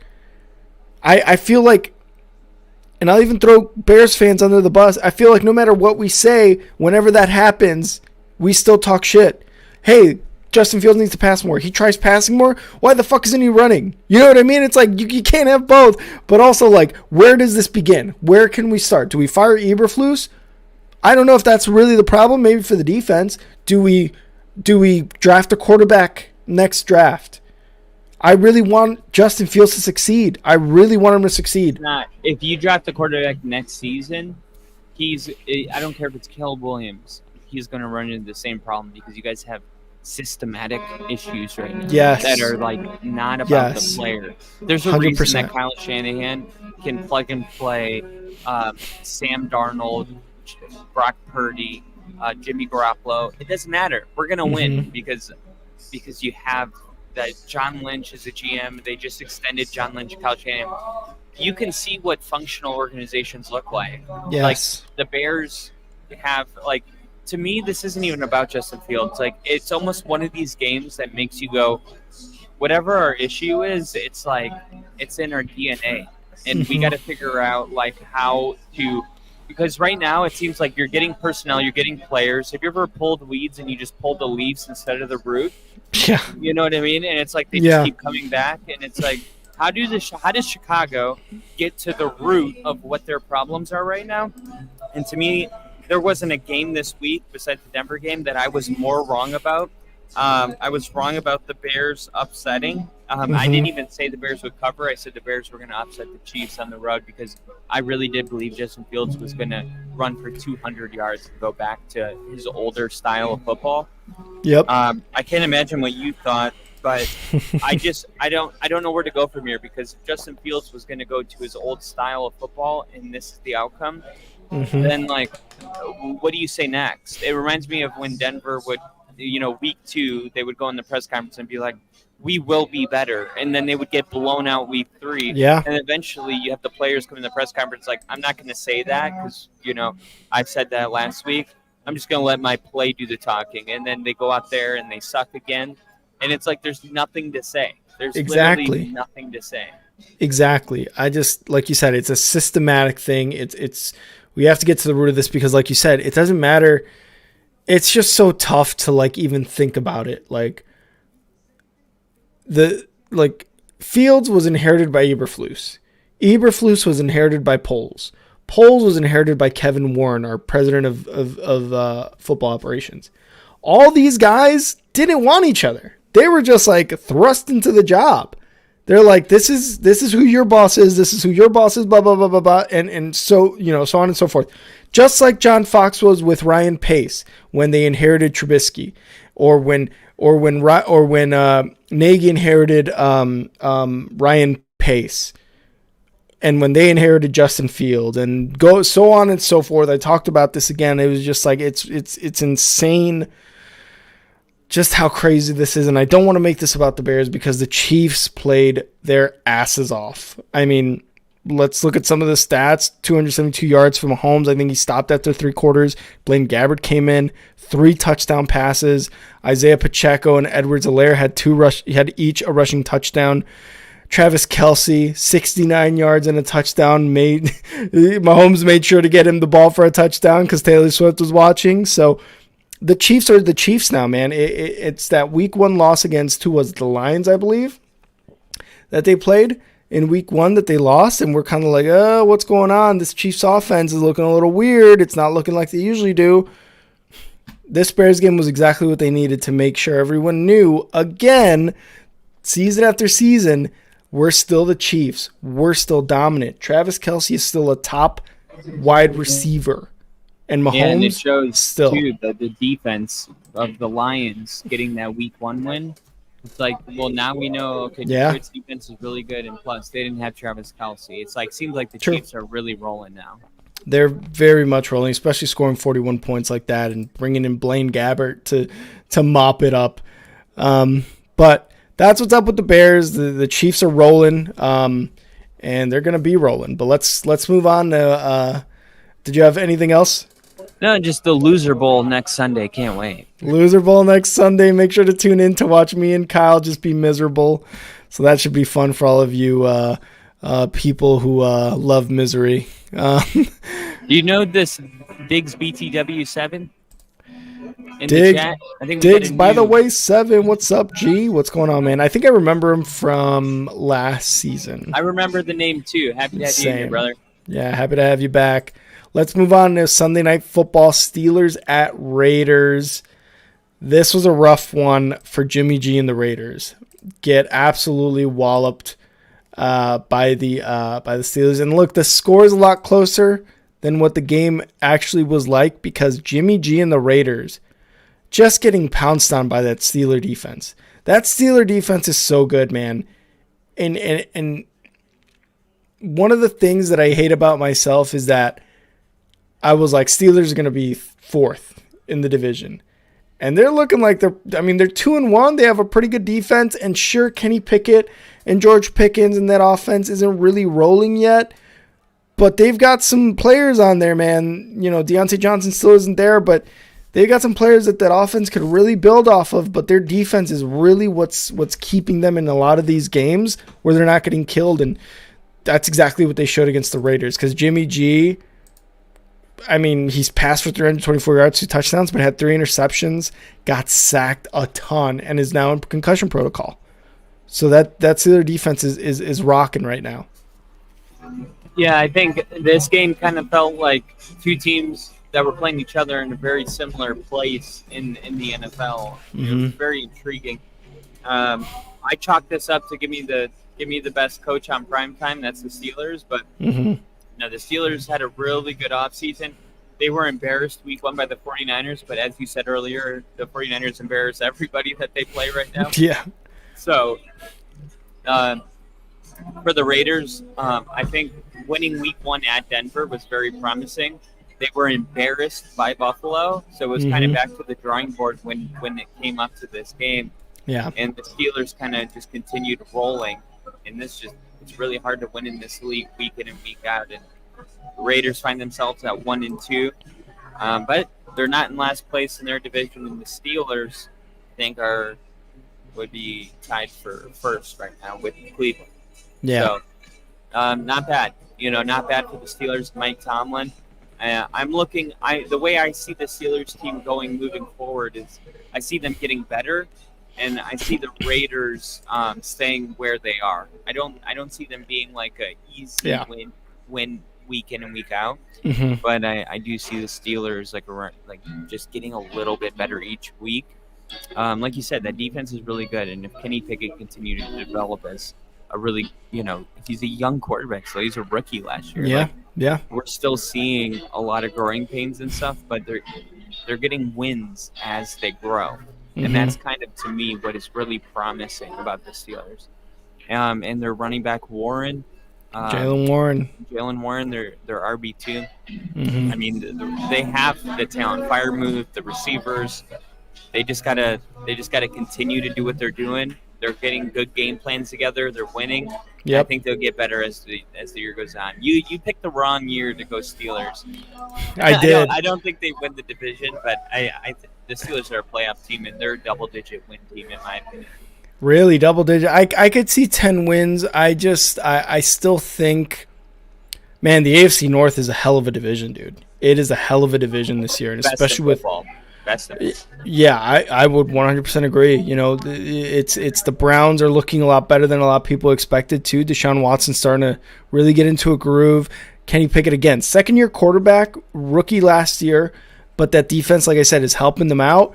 The Bengals just got their first win tonight, and then the Ravens look like there needs to be some improvement. But I agree. I think the Raiders, because they do have a pretty good defense as well, they can be one of those teams where you go in and you're not really sure how it's going to go. It's not like I don't know. I guess like a Panthers type of team where you go in and you're like, all right, we have a really good chance of winning. Let's just not fuck up. But with the Raiders, it's kind of like, okay, let's see how it goes, because they have Josh Jacobs, they still have Devontae Adams, Jimmy G's hurt, but they've got contingency plans for this, right?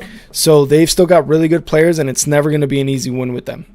Jimmy Garoppolo's connection with Devontae Adams a lot better than I think a lot of people anticipated. Mhm. I mean, he seems like the same old Devontae Adams, so that's the last thing 100%. I wanted to add on that.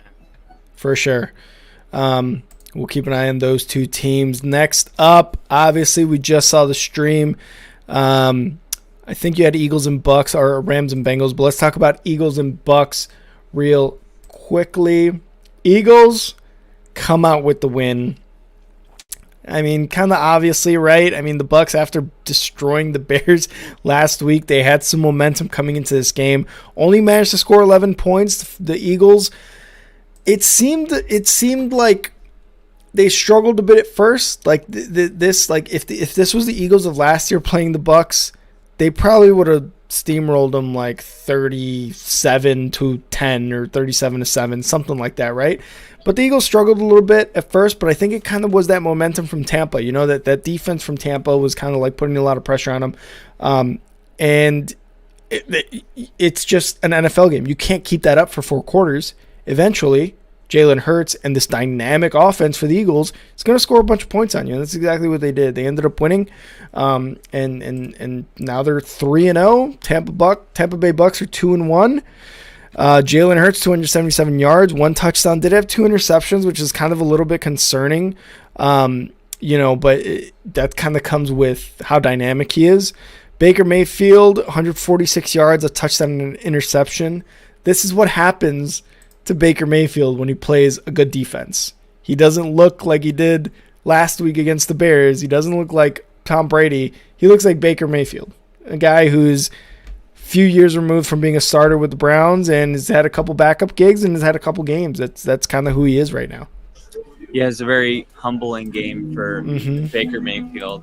Broncos allowed 70 points to the Dolphins on Sunday. Most allowed any team. What is it? They're obsessed with this. They're obsessed with it. Why am I obsessed with it? Anyway, no, Baker didn't have like a come to earth moment. Like it definitely felt like, all right, Baker might be on this kind of fuck you tour.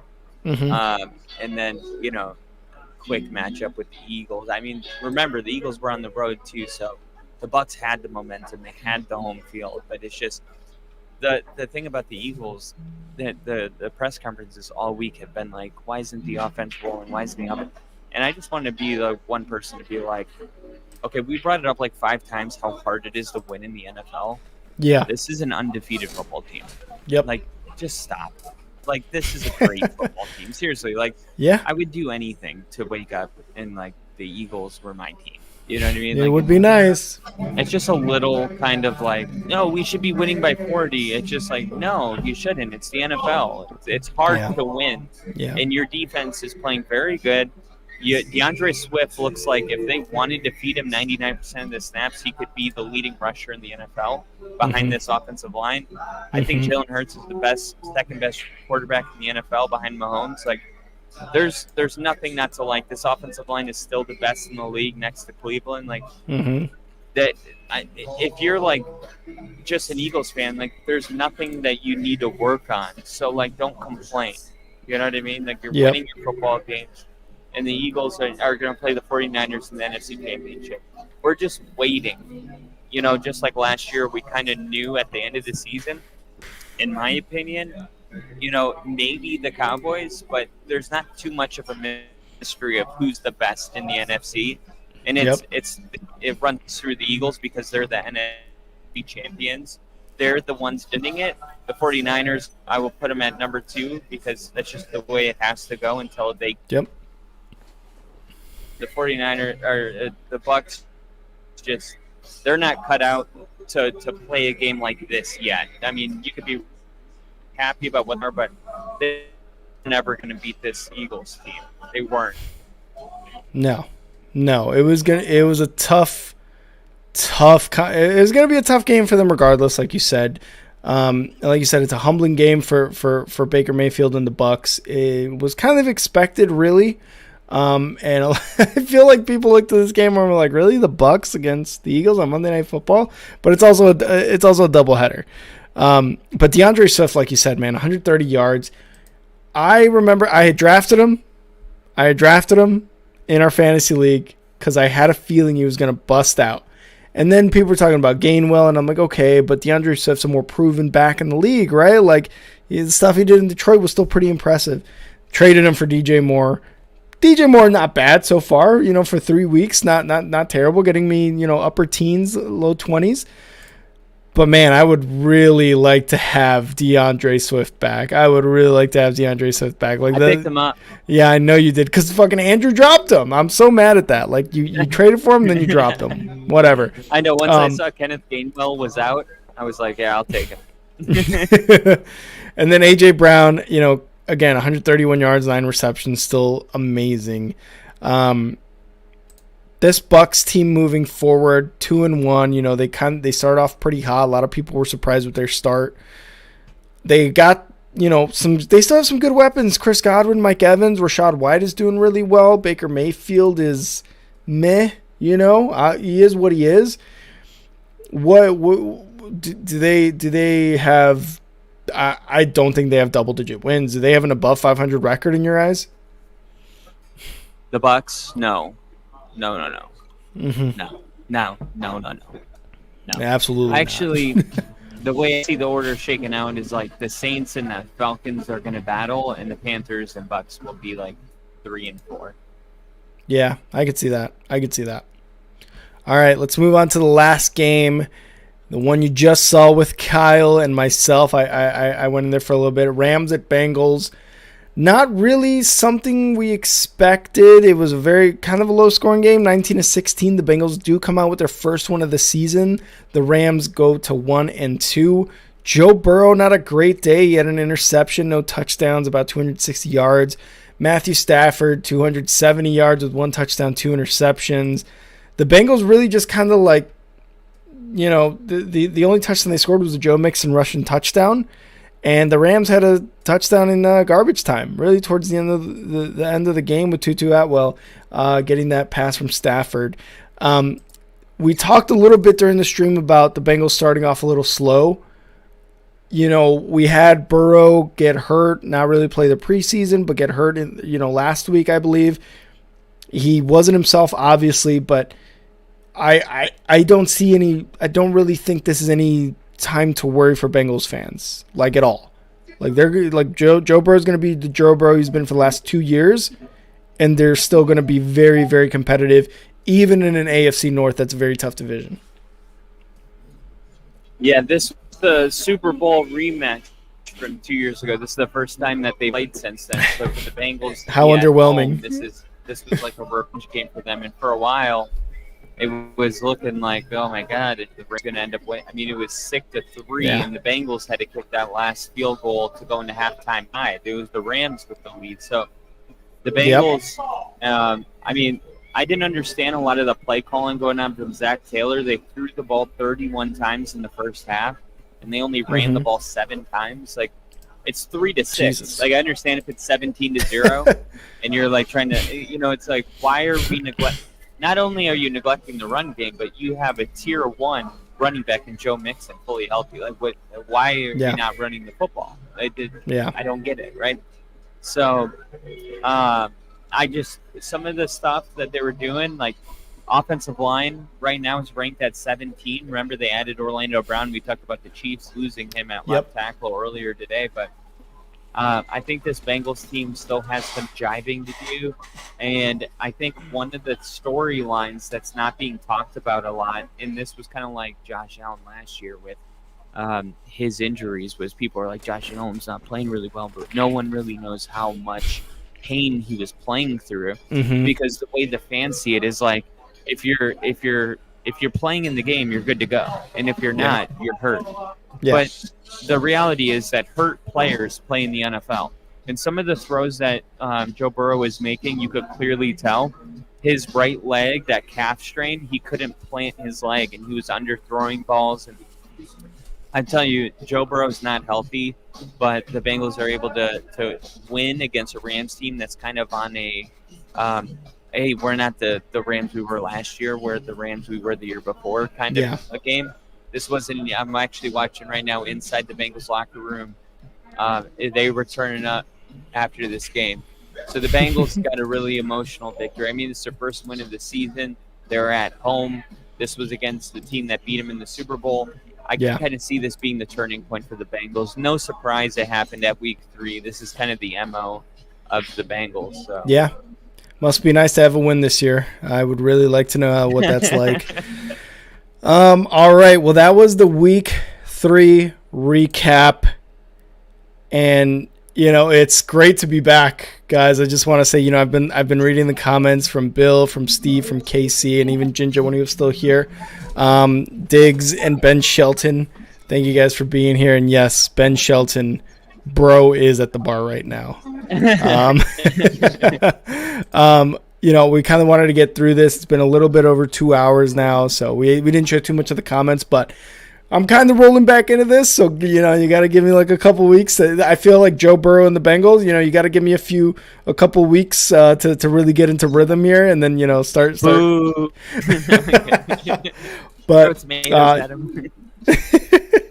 we're gonna start. We're gonna get back to it. I'm back. Me and Kyle, partners in tax evasion crime. We are back to bring you only football. And I wanted to talk a little bit about just kind of who Kyle and I have been, since we've started only football. Kyle has mentioned it before, and I mentioned it now. Both Navy veterans now. We're both Navy veterans now. We did almost 6 years in the Navy, and just kind of wanted to let you guys know, because we were very, I don't want to say secretive about our jobs, but we didn't really talk about what we did, and that was mostly because there are some rules about the Navy and social media and things like that, so we don't want to put ourselves out there to break any rules in the military. So we wanted to make sure that everything we were doing was outside of that world, which was our work world. We talk about football, we say some crazy things that maybe we don't necessarily want the Navy to be affiliated with, so that's why we kind of kept it to ourselves. But now you guys know we're Navy veterans, and just got off my last deployment, and Kyle, me and Kyle are now separated from the Navy, and I think we're loving it. I think we're fine being separated. It's a great life. It's a great life. We're back. We're back, and I think go ahead. At least from my point of view, which really important about like at least like offering this information is not just like we know that you guys tune in a lot and Hmm. it's just personal information that we want you guys to know more about us. It's not that we didn't want to, disclose information because we wanted to keep you guys out. It's because we wanted to keep the Navy out. And Exactly. and I'm hoping that will explain a lot of maybe like unpredicted absences or Hmm. maybe something happens because that's the kind of a job that was our real job, and Yeah. now we can kind of move into doing this full time. So the expectations moving forward will be that we'll be a lot more hands-on and involved in all of this. But 100%. it without knowing that information, which we really couldn't give you at the time, hopefully that's kind of the final piece for you guys to answer any kind of like lingering questions like who are these guys, what do they even do it like on a day-to-day life, because I know Yeah. that the people that I follow podcasts with, I'm always curious, like what's their Same. actual lives like. And yeah, not we didn't want to withhold that from you, so we just wanted to let you know what was going on because Rick just got out. I was like 6 months, maybe not that long, it was like 3 months ahead of him in getting out. Yeah.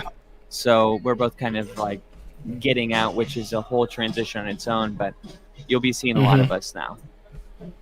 Yeah, absolutely. Like all the content you saw before I left for deployment, you're going to see a lot of that. Obviously, Kyle has been keeping it up for Only Football, literally live streaming almost every single day, just killing it for you guys. And I've been grateful for him kind of keeping it up without me and knowing, because we've both been on deployment. We both know the struggles. Ooh. Stop. I don't know how to take compliments. But I'm sorry, hold on. But you froze for a second. Yeah, sorry. I was like, shit. I was just saying, like we've both been on deployment, so he kind of knew my situation going into this off season, like how it was just gonna be rough for me to do live streams, how it was gonna be rough for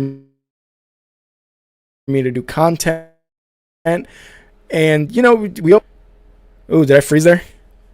I think we all took it in stride, and we can Kyle continued a lot of the Only Football content, and I'm back, so we are back to what we're doing. But like Kyle said, we want to let you guys know a little bit about ourselves because I also like to know like podcasts that I listen to about their lives, about stuff they're going through, and it's to me it's like it brings me into the world and it like helps me like I guess understand them a little bit more, and it also just makes me love the podcast or the show or whatever more. So why not bring it to you guys too, right, from our end?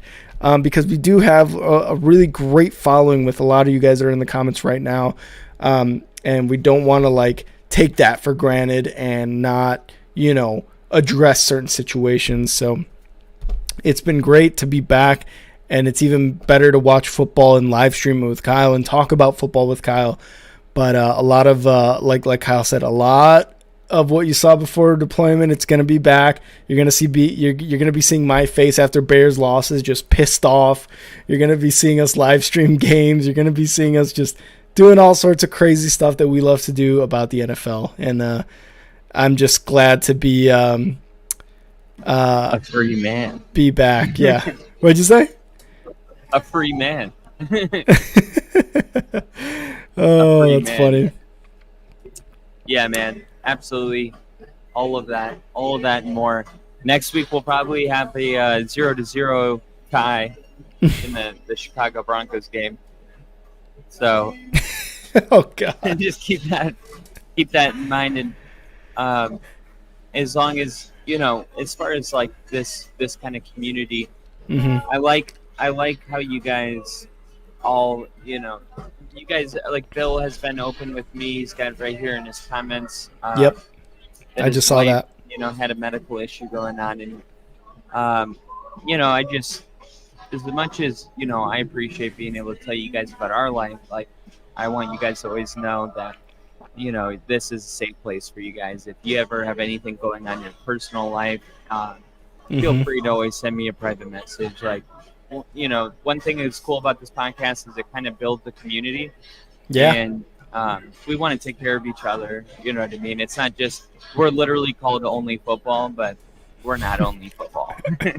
We're only fans. No, I'm just kidding. All right, take my feet out now. Like, check out. Is that my cue?